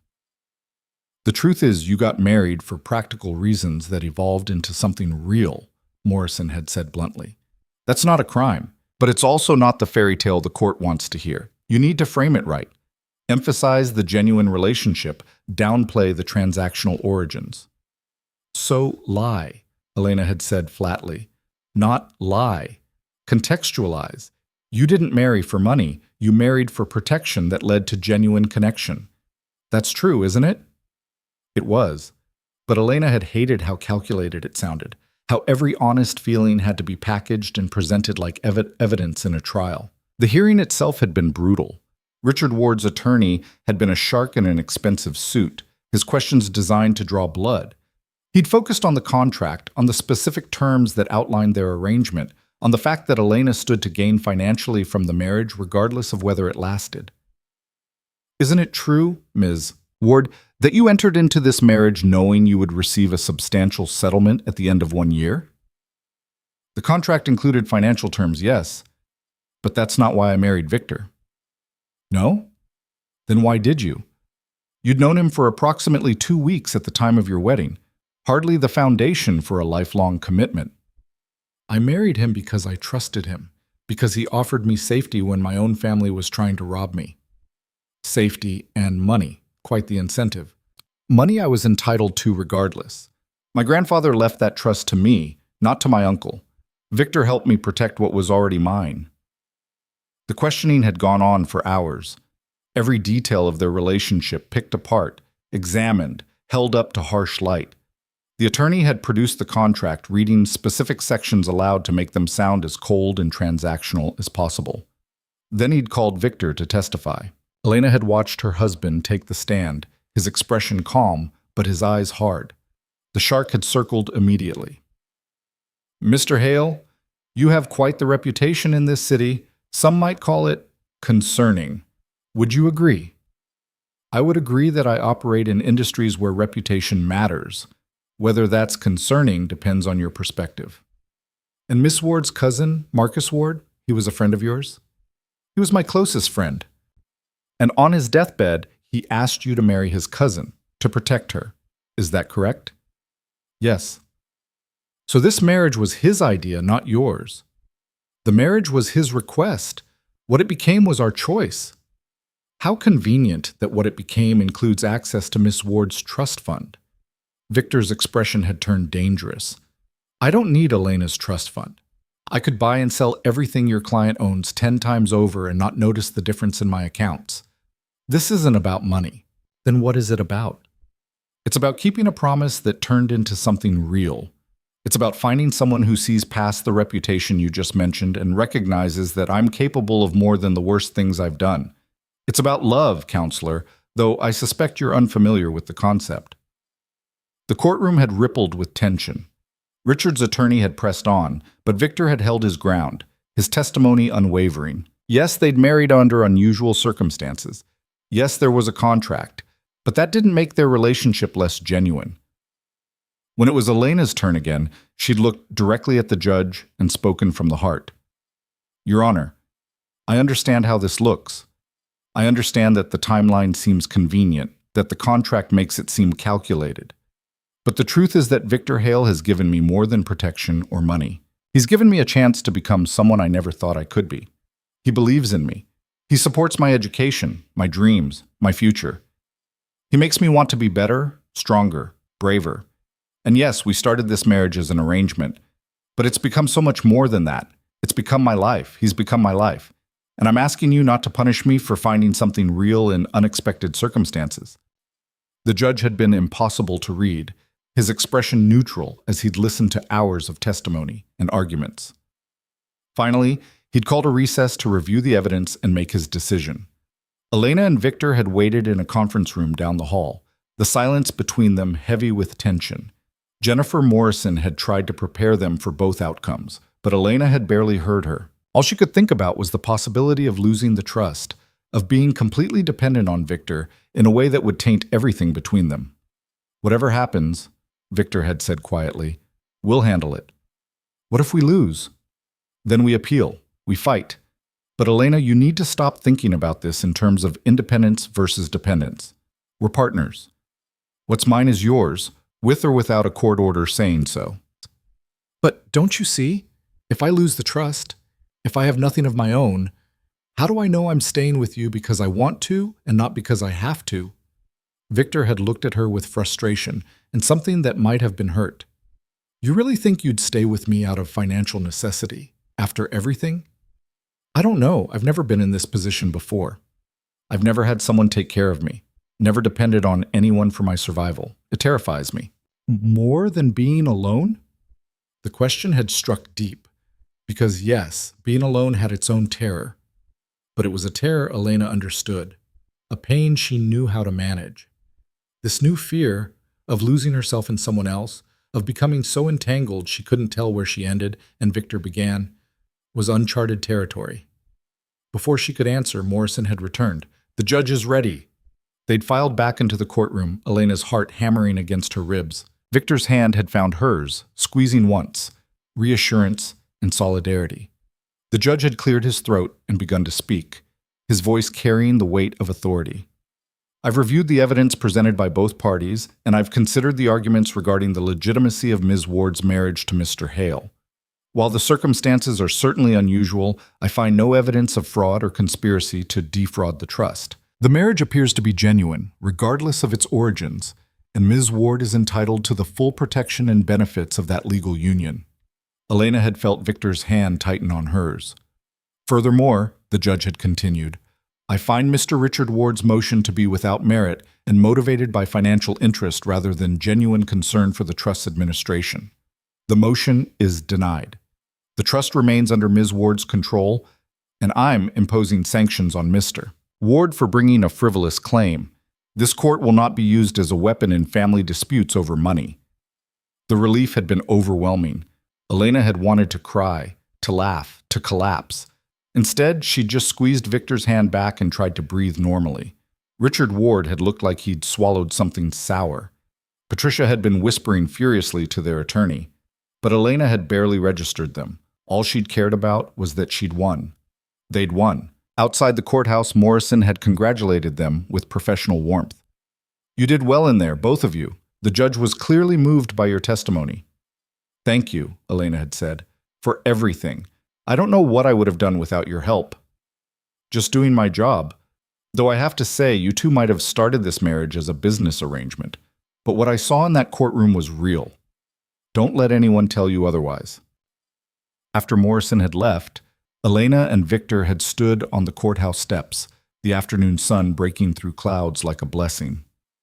"We won," Elena had said, still processing. "We did. My uncle looked like he wanted to murder someone. He probably did. But he won't bother you again, not after those sanctions. Victor, about what I said before the hearing, about dependence and independence and being scared, you don't have to explain. I do, though, because I realized something while we were in there. I've been so focused on maintaining my independence that I forgot. Independence isn't the same as isolation. I can be my own person and still be part of an us. I can have my own resources and still share a life with you. It doesn't have to be either or." Victor had pulled her close, right there on the courthouse steps with lawyers and plaintiffs streaming past. "No, it doesn't. And for what it's worth, I like that you're independent. I like that you challenge me, that you have your own opinions and goals. I don't want you to lose that. Even when I'm being difficult? Especially then. Difficult means you're thinking for yourself. I can handle difficult." They'd gone home and celebrated with takeout and champagne, the weight of the legal battle finally lifting. But that night, as they'd lain in bed talking about the future, Elena had felt the conversation from earlier still hanging between them. "The contract expires in 4 months," she'd said into the darkness. "What happens then?" "We've talked about this. We tear it up. We just be together." "But what does that look like? Do we stay married, get divorced, and start fresh? Renew vows? I know you said no timeline, but Victor, I need some kind of framework to hold on to." He'd been quiet for a long moment, his fingers tracing patterns on her shoulder. "What do you want it to look like?" "I want to know we're choosing this, not because of Marcus, not because it's convenient, but because we actually want to build a life together." "Then that's what we'll do.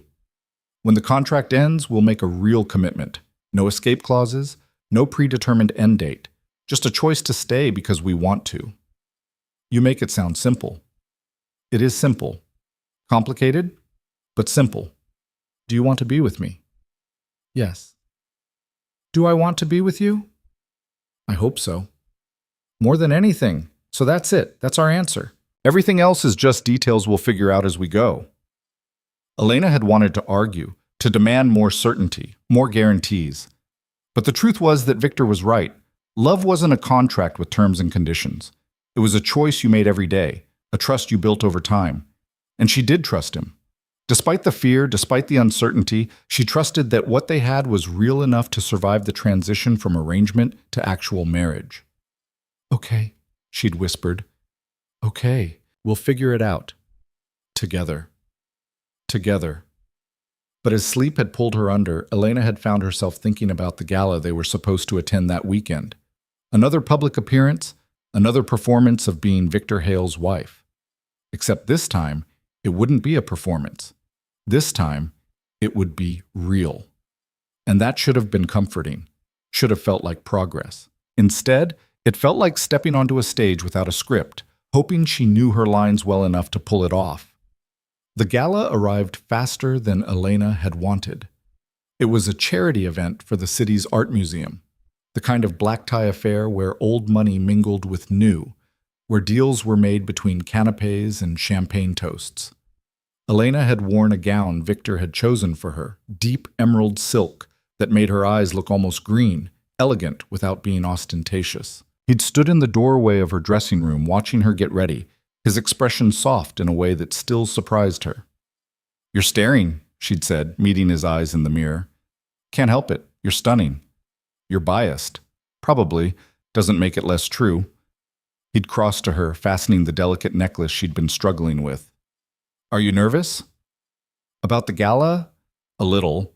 After the courthouse thing, I feel like everyone knows our business." "Let them know. We have nothing to hide." "Don't we, though? Victor, half the people at this thing probably know exactly what you do.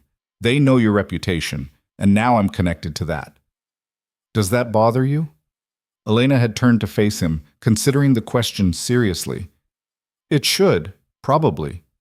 But no, it doesn't. I know who you are. I know what you're capable of. And I choose you anyway."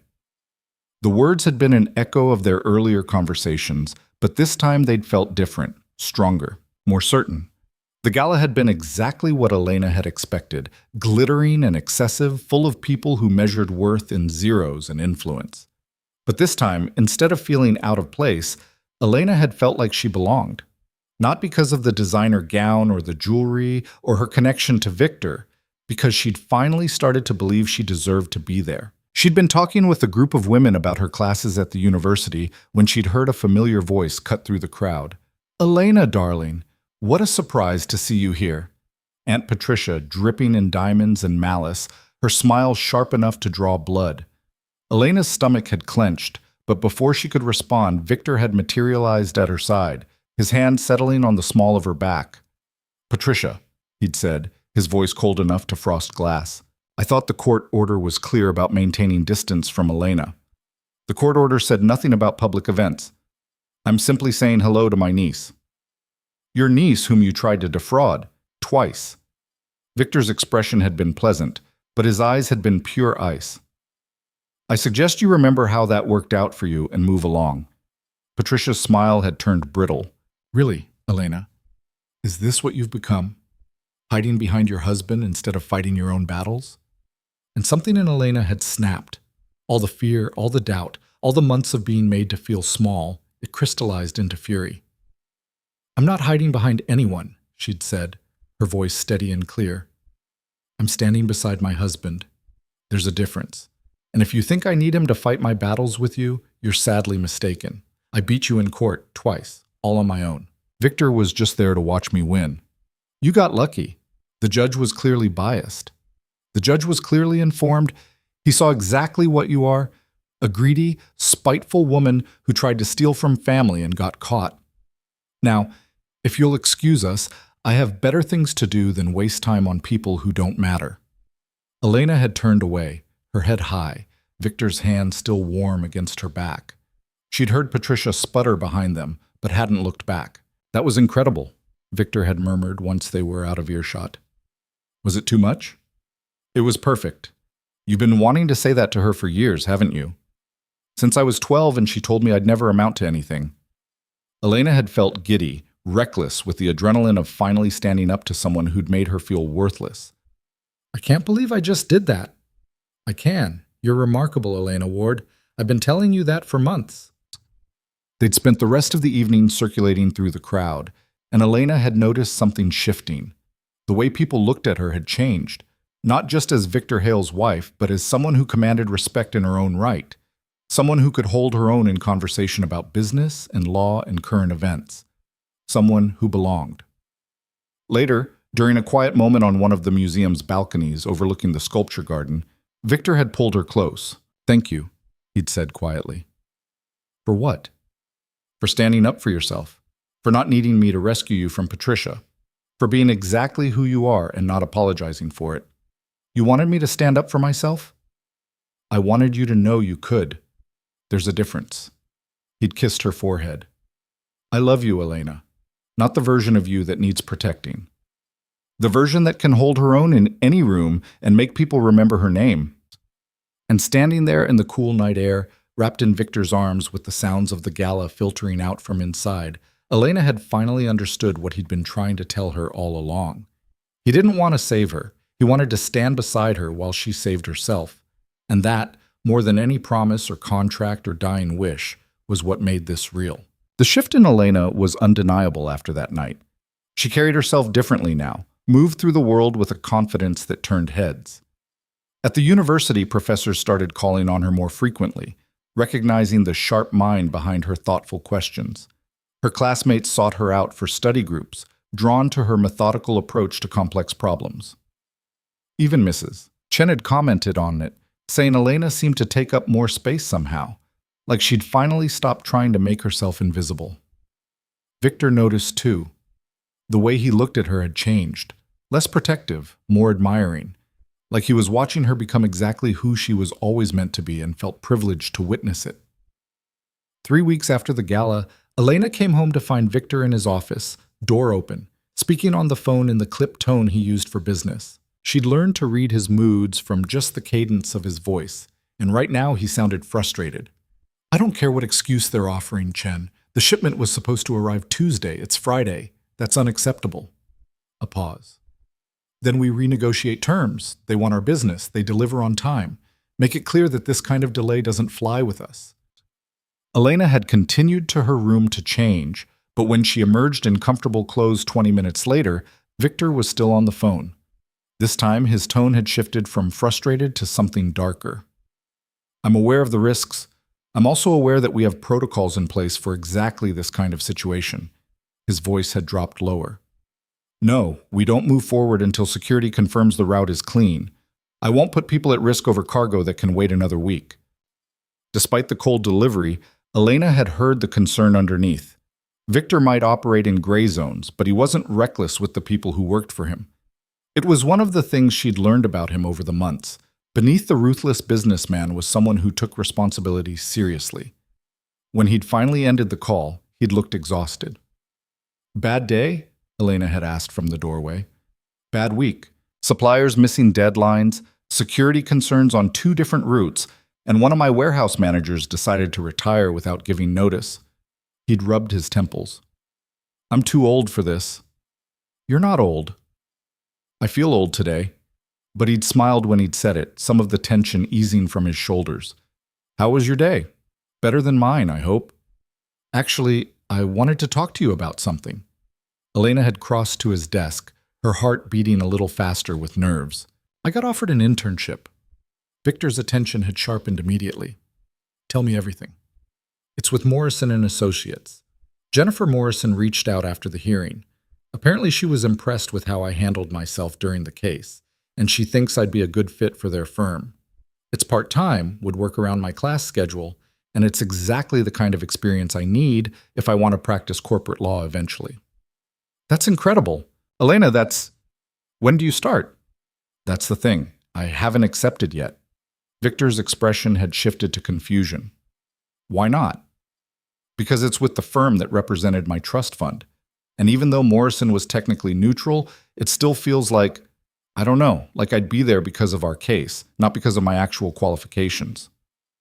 "She offered you the position because you impressed her, because you're smart and capable and exactly the kind of person she wants to develop into an attorney. This isn't charity, Elena. It's recognition." "But what if people think, let them think whatever they want. You know the truth, I know the truth, Morrison knows the truth. That's what matters." Victor had stood and crossed to her, his hands settling on her shoulders. "You've spent your whole life letting other people's opinions dictate what you do. Don't let them take this from you too." Elena had looked up at him, this man who saw her so clearly, who believed in her even when she struggled to believe in herself.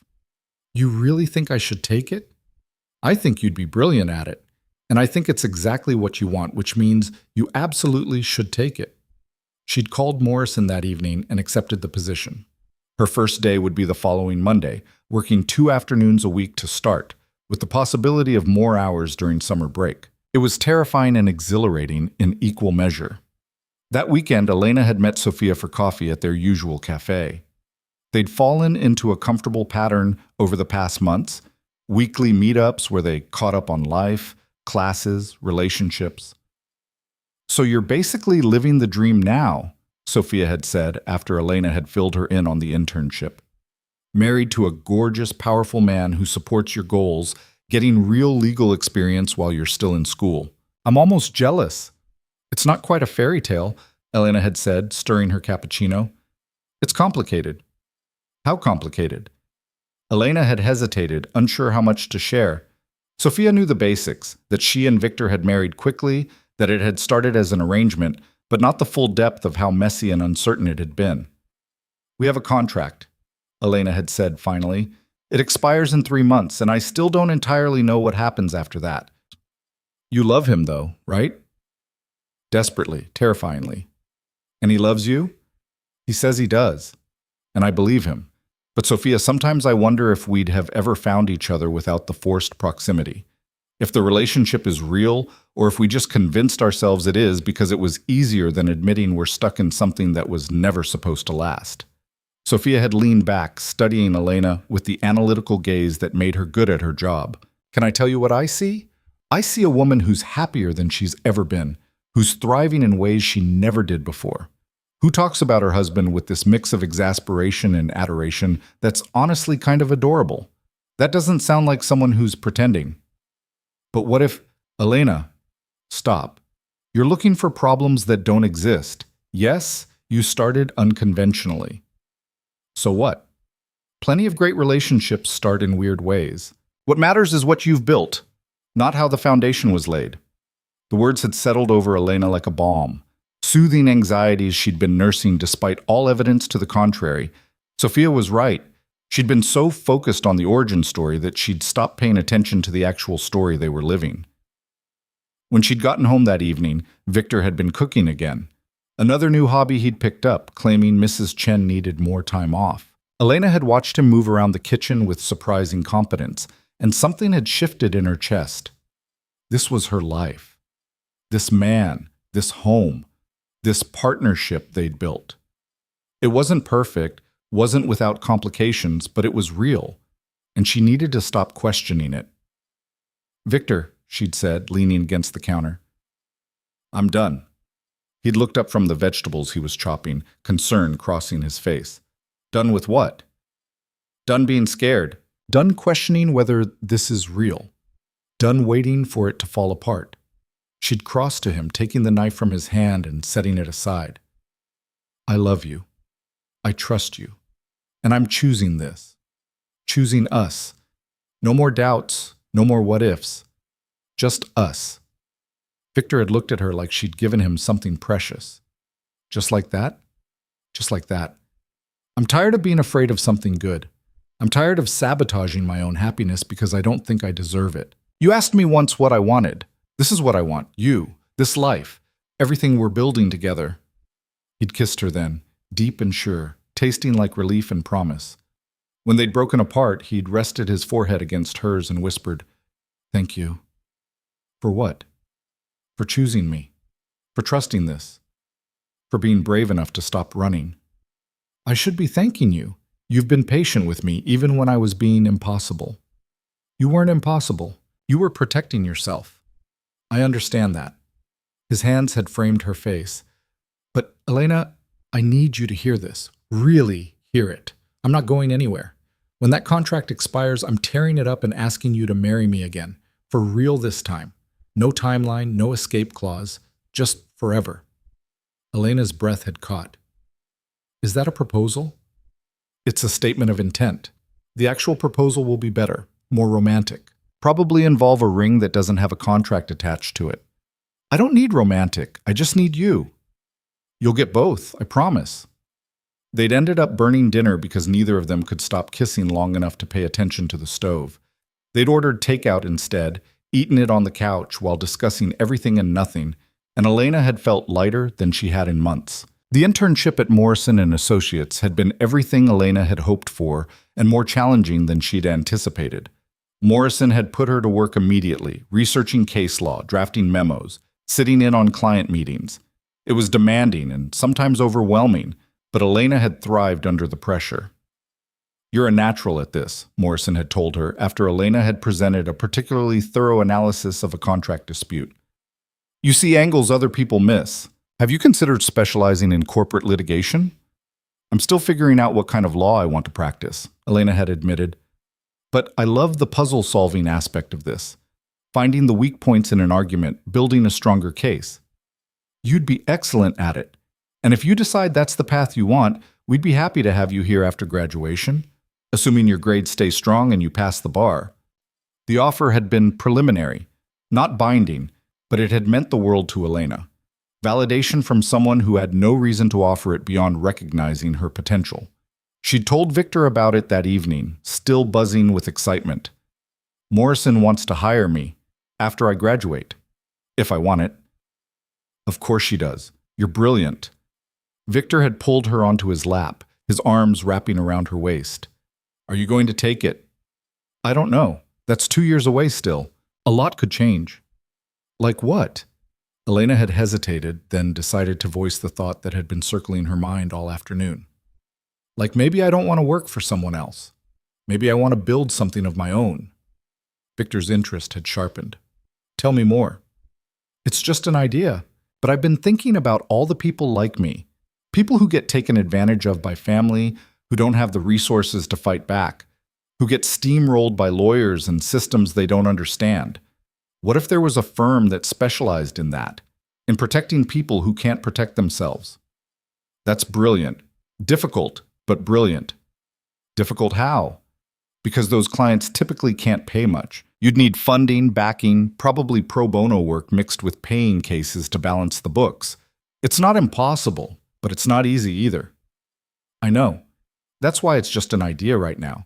But Victor, when I think about what Morrison did for me, how she fought for my trust even though she barely knew me, I want to do that for other people.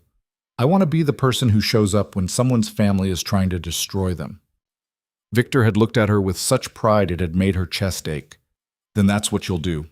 And when you're ready to start that firm, I'll help you build it. Whatever you need, funding, connections, office space, consider it done. I can't ask you to... You're not asking. I'm offering. Elena, I have more money than I could spend in 3 lifetimes, and most of it came from morally questionable sources. Let me use it for something good. Let me invest in your dream. You really believe I can do this? I believe you can do anything you set your mind to. Starting a law firm focused on protecting vulnerable people? That's exactly the kind of thing you were meant to do. The conversation had planted a seed that grew over the following weeks. Elena had started researching business models for small law firms, pro bono requirements, funding sources. She'd talked to Morrison about it, who'd offered advice and mentorship. She'd begun to see a future that was entirely hers, built on her own terms. And Victor had been there every step of the way, encouraging her, challenging her assumptions, helping her think bigger. 2 months before the contract was set to expire, Elena's grandmother, her father's mother, the only member of the Ward family who'd ever been kind to her, passed away quietly in her sleep at 89 years old. Elena had gotten the call on a Tuesday morning, right before her contract law class. She'd sat in her car in the parking lot, staring at her phone, trying to process the loss of someone who'd always felt like a lighthouse in a storm of family dysfunction. She'd called Victor without thinking. Elena, aren't you supposed to be in class? My grandmother died. The words had come out flat, emotionless. Shock maybe, or the numb protection grief sometimes offered. I'm coming to get you. Where are you? The university parking lot, building C. But Victor, you don't have to... I'm already on my way. He'd arrived 20 minutes later, found her still sitting in her car, and pulled her into his arms without a word. Elena had finally broken then, sobbing against his chest while he held her and murmured quiet comfort. She was the only one who ever really saw me, Elena had choked out. The only one who treated me like I mattered. I know. I'm so sorry, love. They'd driven back to the penthouse, and Victor had spent the rest of the day just being there. Not trying to fix it, not offering platitudes, just sitting with her in the grief and letting her fall apart when she needed to. The funeral had been scheduled for that Friday. Elena had dreaded it, facing her family again, dealing with Patricia and Richard, navigating the social minefield of people who'd never cared about her grandmother while she was alive, but would show up to perform grief now that she was gone. I'll be with you the entire time, Victor had promised. They won't touch you. The service had been exactly as awful as Elena had anticipated. Patricia had tried to position herself as the grieving daughter-in-law, despite the fact that she'd barely visited her mother-in-law in the last decade. Richard had spent the reception talking business with other mourners. The whole thing had felt performative and hollow. But there had been one surprise.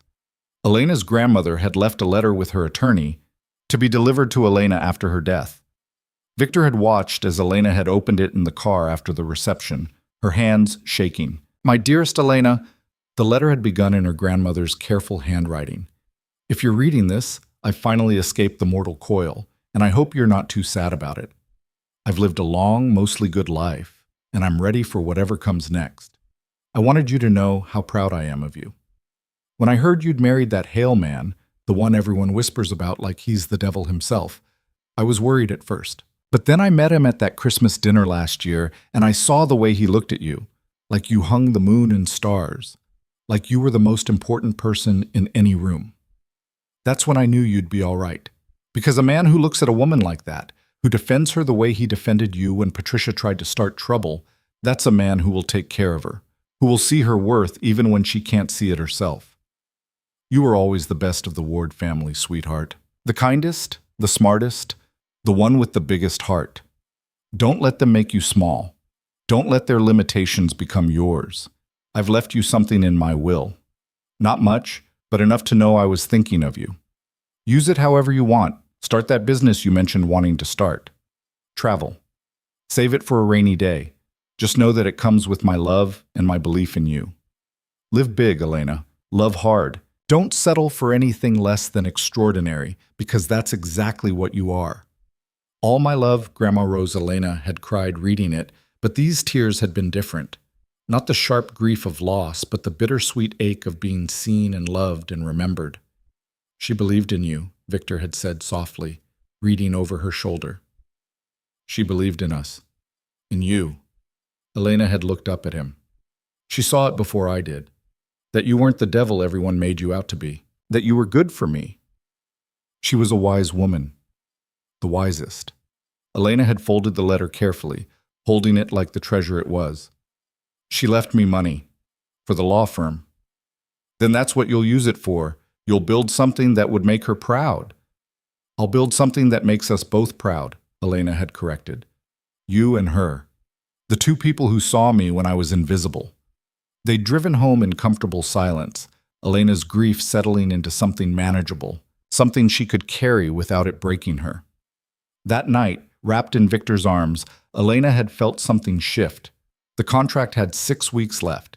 6 weeks until the artificial timeline ended and they'd have to decide what came next.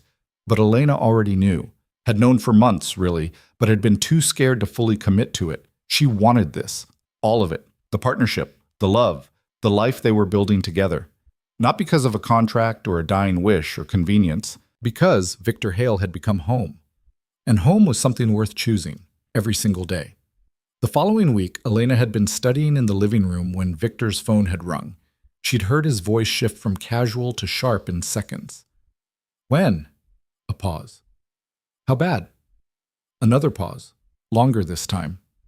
I'm on my way. He'd emerged from his office looking grim. I have to go handle something. It might take a few hours. Is everything okay? One of my warehouses. There's been an incident. His jaw had been tight, the way it got when he was controlling anger. I need to deal with it personally. Is it dangerous? Victor had crossed to her, kissing her forehead. No more than usual. I'll have security with me. I'll be back before you know it. But he hadn't been. Hours had passed. Then more hours. Elena had tried to study, tried to distract herself, but worry had gnawed at her. She'd texted Victor twice with no response. By midnight, she'd been pacing. By 2 a.m, she'd been genuinely scared. When the elevator had finally chimed at 3:15, Elena had practically run to it. Victor had emerged looking exhausted and furious, blood on his shirt. Oh my God, are you hurt? Elena had reached for him, checking for injuries. Not my blood, I'm fine. But his voice had been rough, dangerous. The warehouse manager I told you about, the one who retired without notice? Turns out he didn't retire. He was selling information to a competitor. Tonight they tried to hijack a shipment. It got messy. Elena's hands had been shaking. Messy how? One of my drivers got hurt, broken ribs, possible concussion. He'll be fine, but Elena, Victor had run a hand through his hair. This is my world, this is what I do, and sometimes people get hurt because of it. It's not your fault someone betrayed you. Isn't it? I hired him, I trusted him, and because of that, good people paid the price. He'd looked at her with something close to despair. This is what you're signing up for. You understand that, right? The danger, the violence, the constant threat that something could go wrong. Elena had taken his face in her hands, forcing him to meet her eyes. I know exactly what I'm signing up for, and I'm still here. I'm still choosing this. You shouldn't have to. But I want to. Victor, you're not responsible for every bad thing that happens in your orbit. You're responsible for how you respond to it. And from what I can see, you're taking care of that driver, you're dealing with the traitor, and you're doing what needs to be done. That's all anyone can do. He'd pulled her close then, holding her like she was the only thing keeping him anchored. I don't deserve you. Lucky for you, that's not your decision to make. I decide what I deserve and I choose you, blood on your shirt and all. They'd stood there in the pre-dawn darkness, two people choosing each other despite every reason not to, and Elena had felt the last of her doubts dissolve. This was real. Messy and complicated and sometimes scary, but real. And she wouldn't trade it for anything. The warehouse incident had changed something fundamental between them. Not in a way that drove them apart, but in a way that stripped away the last pretense that their life together would ever be simple or safe or conventional. Elena had seen the darkest edge of Victor's world and hadn't flinched. And Victor had seen that she could handle it, that she wasn't the fragile thing he'd once thought he needed to protect from reality. In the days that followed, Elena had noticed Victor watching her differently. Less like he was worried she'd break, and more like he was memorizing her, storing away every detail for safekeeping. You're doing it again, she'd said one evening, looking up from her textbook to find him staring. Doing what? Looking at me like I'm going to disappear. Victor had set aside his laptop, giving her his full attention. After the warehouse, after you saw what my world actually looks like up close, I half expected you to realize what you'd gotten yourself into and run. I'm not running, I told you that. I know. But Elena, I need you to understand something. That driver who got hurt, he's one of the good ones. Been with me for 8 years, has a wife and 2 kids, and he got hurt because someone I trusted betrayed us. That's the reality of this life. Good people get caught in crossfire they didn't ask for. And you made sure he's taken care of. Medical bills paid, salary continued while he recovers, security for his family. I know what you did, Victor. Mrs. Chen told me. He'd looked surprised. She shouldn't have. She thought I should know the kind of man you are when no one's watching, the kind who makes sure the people who work for him are protected, even when it costs you. Elena had closed her book, moving to sit beside him. You act like you're this monster, but everything you do proves otherwise. I've done monstrous things. Maybe. But you've also done good things, and you're trying to be better. That counts for something. Victor had pulled her close, his chin resting on top of her head. The contract expires in 4 weeks. I know. I meant what I said. About tearing it up. About asking you to marry me for real. Elena's heart had kicked against her ribs. Is that still what you want? More than anything. But I need to know it's what you want too. Not what you think you should want, not what's convenient or safe. What you actually want. She'd pulled back to look at him, this complicated man who'd become everything to her. I want you. I want this life, even with its complications. I want to wake up next to you every morning and fall asleep in your arms every night. I want to build something that matters, and I want to do it with you beside me. So yes, Victor, when you ask me to marry you for real, my answer is going to be yes. The smile that had crossed his face had been pure joy, unguarded in a way she rarely saw. Good. Because I've been carrying a ring around for 2 weeks trying to figure out the perfect moment to give it to you. You already bought a ring? Bought it the day after you told me you were done being scared. Figured I'd better be prepared for when the moment was right. He'd reached into his pocket, pulling out a small velvet box. Though I'm starting to think there's no such thing as a perfect moment. Just the right person and the willingness to take a leap. He'd opened the box to reveal a ring that had stolen Elena's breath. It wasn't ostentatious or overwhelming, just a simple platinum band with a single diamond that caught the light like it held stars inside. Elena Ward, Victor had said, his voice rough with emotion. Will you marry me? Not because of a contract or a promise or anything other than the fact that I love you, and I can't imagine my life without you in it? Elena had been crying before she'd even registered the tears. Yes, God, yes. He'd slipped the ring on her finger, a perfect fit, because of course Victor would have figured out her size, and kissed her with a tenderness that made her chest ache. I love you, he'd whispered against her lips. I'm going to spend the rest of my life making sure you never regret choosing me. I could never regret this. Never regret you. They'd stayed up half the night talking about the future, about when they wanted to have a real wedding, about whether they'd renew vows or just file new paperwork, about all the small details that suddenly mattered now that they were building something permanent. I want to keep my name, Elena had said. Ward Hale, maybe, or just Ward professionally. Is that okay? It's your name, your choice. Though I have to admit, I like the idea of you being Elena Ward Hale. Sounds powerful. I want to feel powerful. I want to be the kind of lawyer who makes people like my uncle think twice before trying to prey on vulnerable family members. You'll be exactly that, and I'll be there to watch you terrify them. The conversation had drifted to the law firm Elena wanted to start, and Victor had surprised her by pulling up a folder on his laptop. I've been looking into office spaces, he'd admitted. There's a building downtown, good location, reasonable rent. It has space for 3 offices and a conference room, more than you'd need starting out, but room to grow. Elena had stared at the listings, touched beyond words. You've been planning this. I've been preparing. There's a difference. I want to be ready when you're ready. But Elena, this is your dream. I'm just here to help make it happen. You call the shots on timeline, on partners, on everything. I want to finish school first, get my degree, pass the bar, but after that, yes, I want to do this. Then we'll make it happen, whatever you need.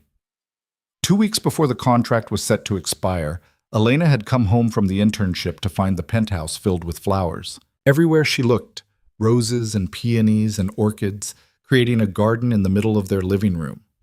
Victor had been standing in the center of it all, dressed in a suit that made her heart skip, looking nervous in a way she'd never seen before. What is this? Elena had asked, setting down her bag. This is me doing it right.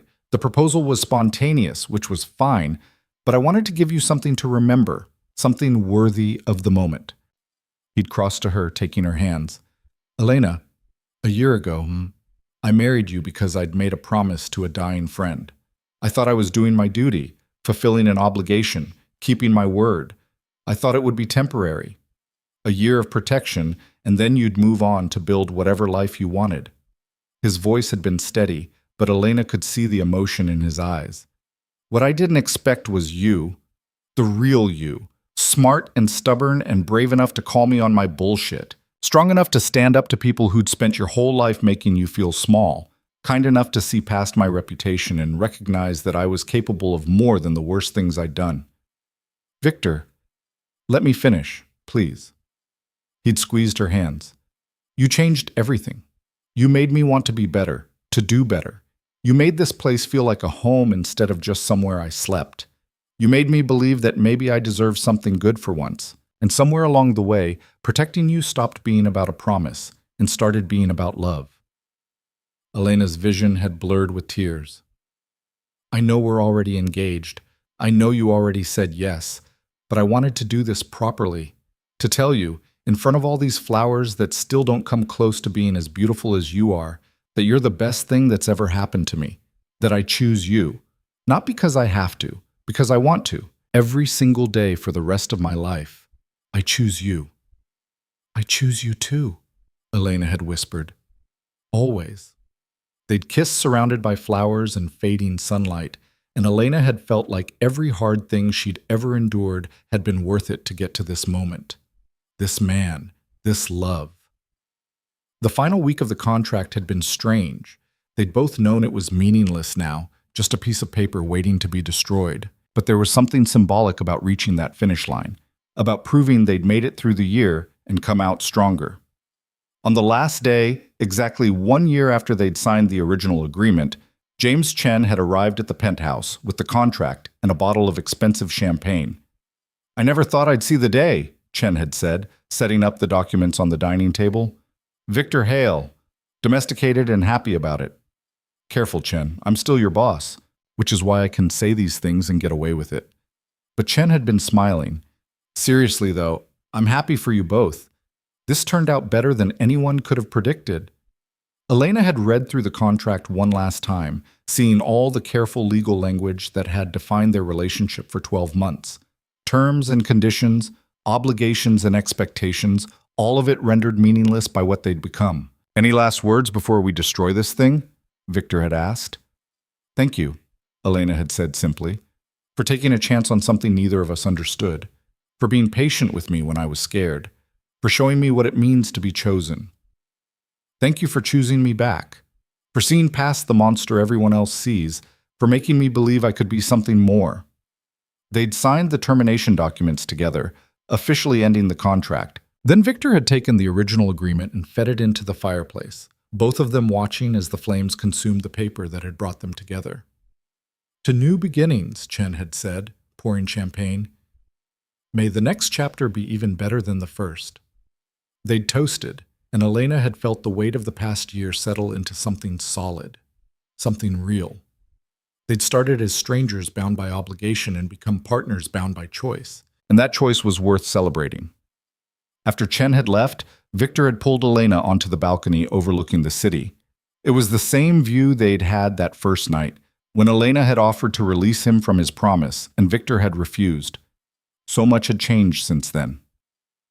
"I've been thinking about what comes next," Victor had said, his arms wrapped around her from behind. "The wedding, the law firm, all of it. And I think we should do it our way. Not what people expect, not what's traditional, just what feels right for us." "What did you have in mind?" "Small wedding, just the people who matter. Mrs. Chen, James, and Jennifer Chen, your friend Sophia. No elaborate ceremony, no performance for society. Just us making promises we actually mean." Elena had leaned back against him, smiling. "I love that idea. And for the law firm, I want to be involved, not as your boss or your backer, but as a partner. I have connections, resources, experience navigating complex legal situations. Let me help you build something that matters. You want to work with me. I want to support you, however that looks. If you want me involved, I'm there. If you want to do it entirely on your own, I'll cheer from the sidelines. But Elena, everything I have is yours. Use it however you want." She turned in his arms, looking up at him. "You really mean that? Every word. Your success is my success. Your dreams are my dreams. We're partners in this, in everything." "Partners," Elena had repeated, testing the word. It felt right. Not wife as subordinate, not marriage as transaction, but true partnership, equal and mutual and chosen. "Partners," Victor had confirmed. The wedding had happened 6 weeks later, exactly as they'd planned. Small and intimate, held at the lake where Victor had first told her he wanted to keep her. The officiant had been a judge Victor knew, someone who understood the weight of the vows they were making. Elena had worn a simple dress in cream silk, her grandmother's pearls at her throat. Victor had worn a dark suit, and when he'd seen her walking toward him through the autumn trees, the look on his face had been worth more than any elaborate ceremony. They'd written their own vows. Elena had promised to stand beside him through complexity and chaos, to see him clearly and love him anyway, to build something beautiful out of unexpected beginnings. Victor had promised to protect her not from life but through it, to be her partner and her champion, to choose her every single day for the rest of his days. When they'd kissed as husband and wife, really husband and wife, not bound by contracts but by choice, Elena had felt complete in a way she'd never imagined possible. The reception had been equally small, held at a restaurant that Marcus had loved. They'd toasted him, shared stories about him, honored the man who'd brought them together, even if he hadn't lived to see what they'd become. "He'd be happy," Mrs. Chen had said, dabbing at her eyes. "He always wanted both of you to find something real, something worth holding on to." "We found it," Elena had said, looking at Victor across the table. "Thanks to him." The months that followed had been a whirlwind of growth and change. Elena had finished her first year of law school with honors, had continued her internship with Morrison, had started laying groundwork for her own practice. Victor had been there every step, offering advice when asked, connections when needed, unwavering support always. They'd found a rhythm that worked for them. Mornings were Elena's. She'd wake early to study, go to classes, work at the internship. Evenings were theirs. Dinner together, conversation about their days, the comfortable intimacy of shared space and shared lives. Weekends were for planning, for dreaming, for building the future they wanted. One Saturday afternoon, 8 months after their real wedding, Elena had been reviewing business plans for the law firm when her phone had rung. An unknown number, but something made her answer. "Is this Elena Ward Hale?" Speaking. "My name is Catherine Torres. I got your name from Jennifer Morrison. She said you might be able to help me." Elena had sat up straighter, her attention sharpening. "What kind of help do you need?" "It's my mother. She's 83, has dementia. My brother has power of attorney, and he's been draining her accounts. I've tried to get help, but the lawyers I've talked to say it's complicated, that it could take years to resolve, and they want retainers I can't afford. Ms. Morrison said you were planning to open a practice that helps people in situations like mine." "I am.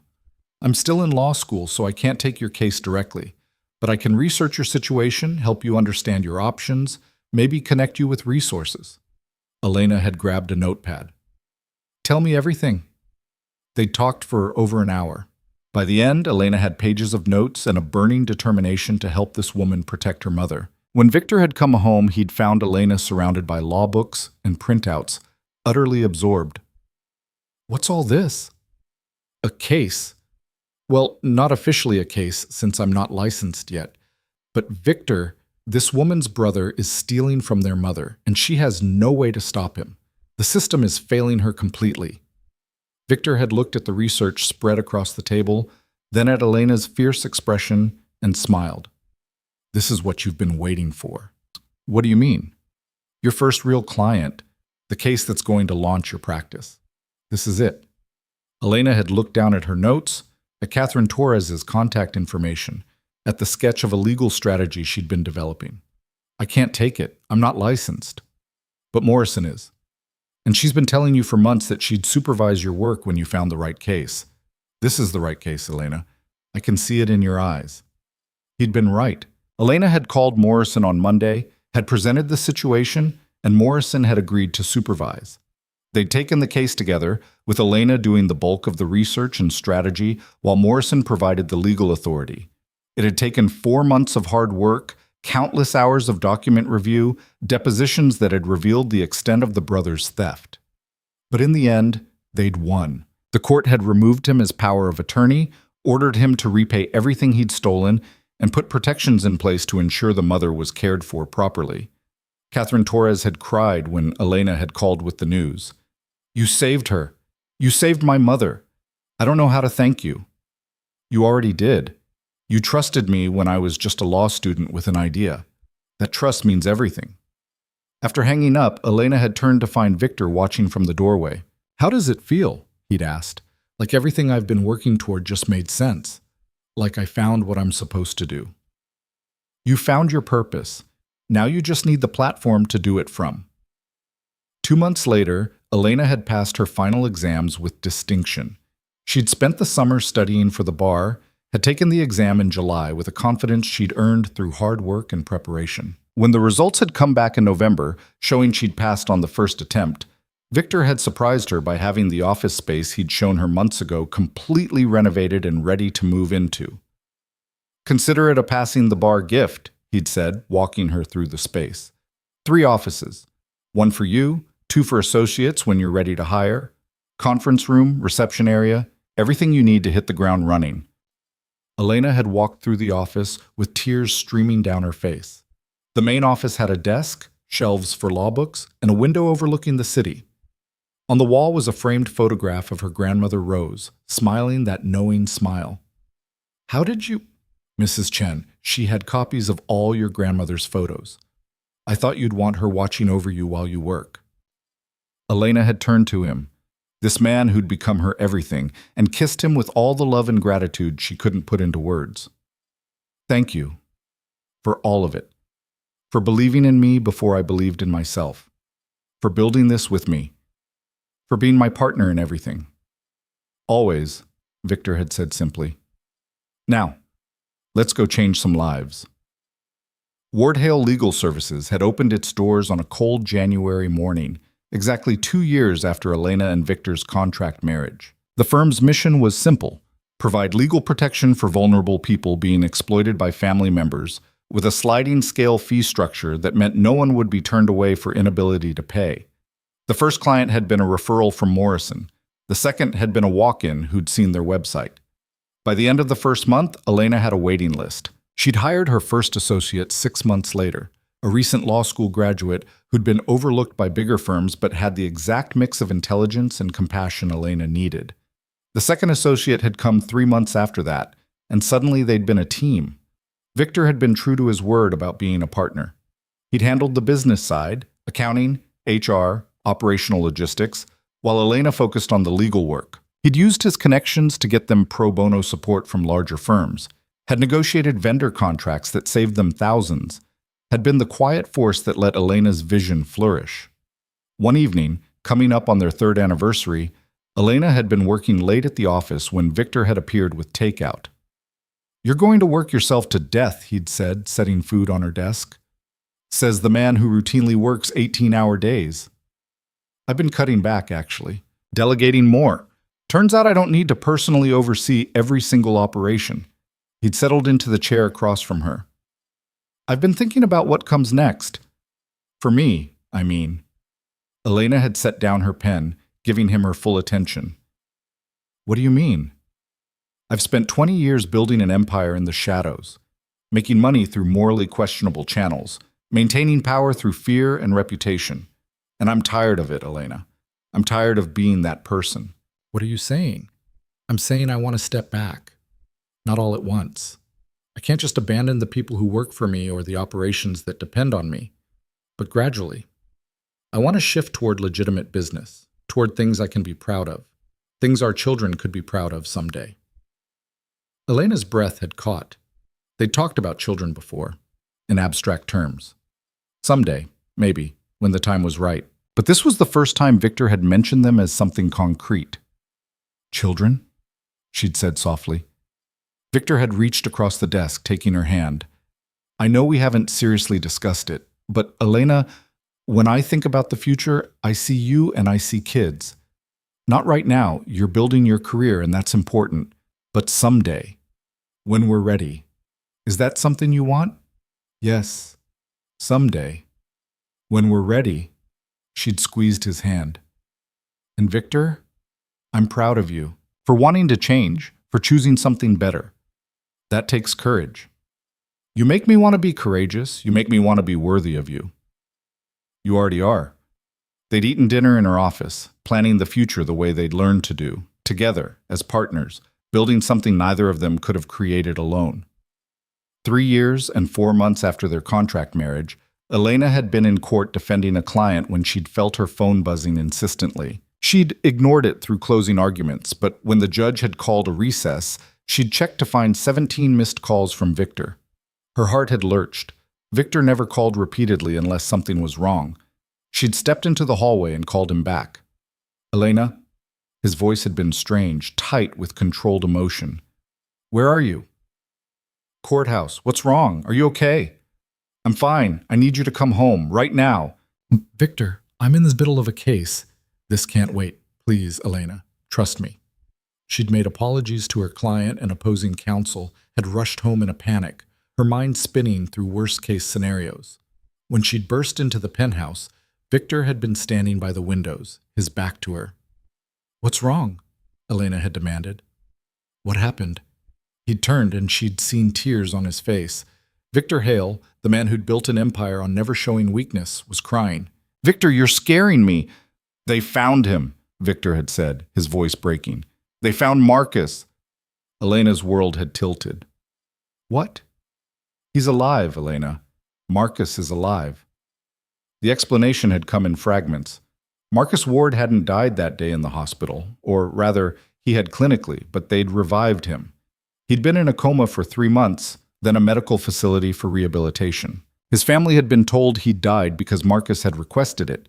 He'd had enemies, people who'd wanted him dead, and his survival had needed to be kept secret for his protection. He'd spent the last 3 years in witness protection, testifying against people who'd threatened both him and Victor. But now the trials were over, the threats neutralized, and Marcus Ward could finally come home. "He wants to see us," Victor had said. "Both of us. He's at a safe house outside the city." They'd driven there in silence, Elena's hand clasped in Victor's, both of them processing the impossible reality that someone they'd mourned was alive. Marcus had been waiting in a modest house surrounded by security. He'd looked older, thinner, marked by the years and whatever he'd endured, but when he'd seen them, his smile had been exactly the same. "Victor," he'd said, pulling his friend into a fierce hug. "Brother." Victor had held him like he was afraid to let go, and Elena had seen tears streaming down both their faces. Then Marcus had turned to her, his eyes widening. "Elena? Little Elena Ward? Look at you. You're all grown up." "I thought you were dead," she'd whispered. "We all thought you were dead." "I'm sorry. I'm so sorry I put you through that. But I need you to know. My last thought before I went under was that Victor would take care of you." "And from what I hear, he did more than just take care of you. He married you." Elena had looked at Victor, then back at Marcus. "It's complicated." "Is it?" Marcus had smiled knowingly. "Because from where I'm standing, it looks pretty simple. He loves you. You love him. That's not complicated. That's exactly what I hoped would happen." "You hoped..." "Wait, Marcus, did you plan this? Plan for you two to fall in love? No, that was all you. But did I know that if anyone could see past Victor's reputation and recognize the good man underneath, it would be you? And did I know that you needed someone who'd see your worth and protect it?" "Yeah, I knew that." He'd looked between them, his expression soft. "I asked Victor to protect you because I trusted him. But I think part of me hoped you'd protect each other, that you'd find in each other what you both needed." Victor had shaken his head in disbelief. "You manipulative bastard." "You're welcome." Marcus had grinned. "Now tell me everything. I want to hear the whole story." They'd spent hours catching him up. The contract marriage, the trust fund battle, how they'd fallen in love, the law firm, all of it. Marcus had listened with the same focused attention Elena remembered, asking questions, offering observations, clearly delighted by how things had turned out. "You know the best part," Marcus had said as the evening wound down. "Neither of you needed me to make this work. You built something real on your own. I just gave you the excuse to find each other." Over the following months, Marcus had reintegrated into their lives. He'd stayed with them at first, recovering and adjusting to a world that had moved on without him. He'd been amazed by the law firm, proud of Elena's accomplishments, impressed by how Victor had started shifting toward legitimate business. "You're both better than you were," he'd observed one evening. "Stronger, like you brought out the best in each other." "We did," Elena had agreed. "We do." 4 years after their contract marriage, on the anniversary of the day they'd met, Victor had taken Elena back to the lake, the same spot where they'd first really talked, where he'd first told her he wanted to keep her. "Why are we here?" Elena had asked, though she'd had her suspicions. Victor had pulled a small box from his pocket, not a ring box this time, but something else. "I wanted to give you something, to mark how far we've come, who we've become." Inside the box had been a locket, simple gold, elegant and understated. Elena had opened it to find 2 photos, one of her as a child with her grandmother Rose, one of Victor and Marcus laughing at something. "The people who made us who we are," Victor had said softly. "The ones who saw our worth before we saw it ourselves." Elena had turned it over to find an inscription on the back. "You were never invisible." The words had broken something open in her chest, years of being overlooked and dismissed finally, completely healed by the simple truth that she mattered. She'd always mattered. She just needed the right people to see it. "I love you," she'd said through tears. "I love you so much."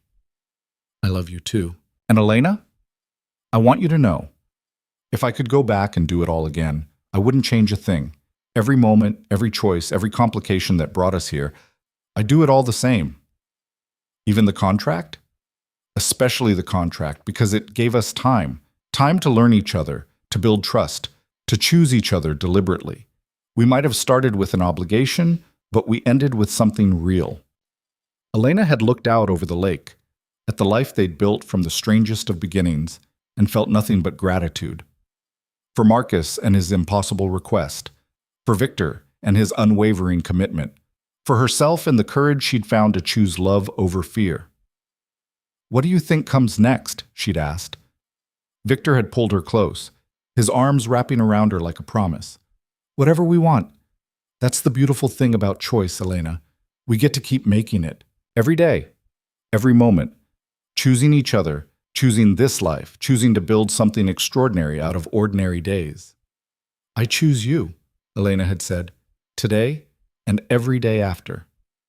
And I choose you. Always." They'd stood there as the sun set over the water, two people who'd found each other through grief and contracts and impossible circumstances, who'd built something real out of obligation and turned protection into partnership into love. The contract that had brought them together was long gone, consumed by flames years ago. But the choice they'd made to stay, that was forever. Written not in legal language, but in shared mornings and quiet evenings, in support through challenges and celebration of victories, in the simple, profound decision to be each other's home. Elena had been invisible once, overlooked and dismissed, her worth unrecognized by the people who should have seen it. But Victor had seen her, really seen her. And in seeing her, he'd helped her see herself. And that, Elena thought, as they drove back toward the city lights and the life they'd built, was the greatest gift anyone had ever given her. Not protection, not security, not even love, though that mattered too.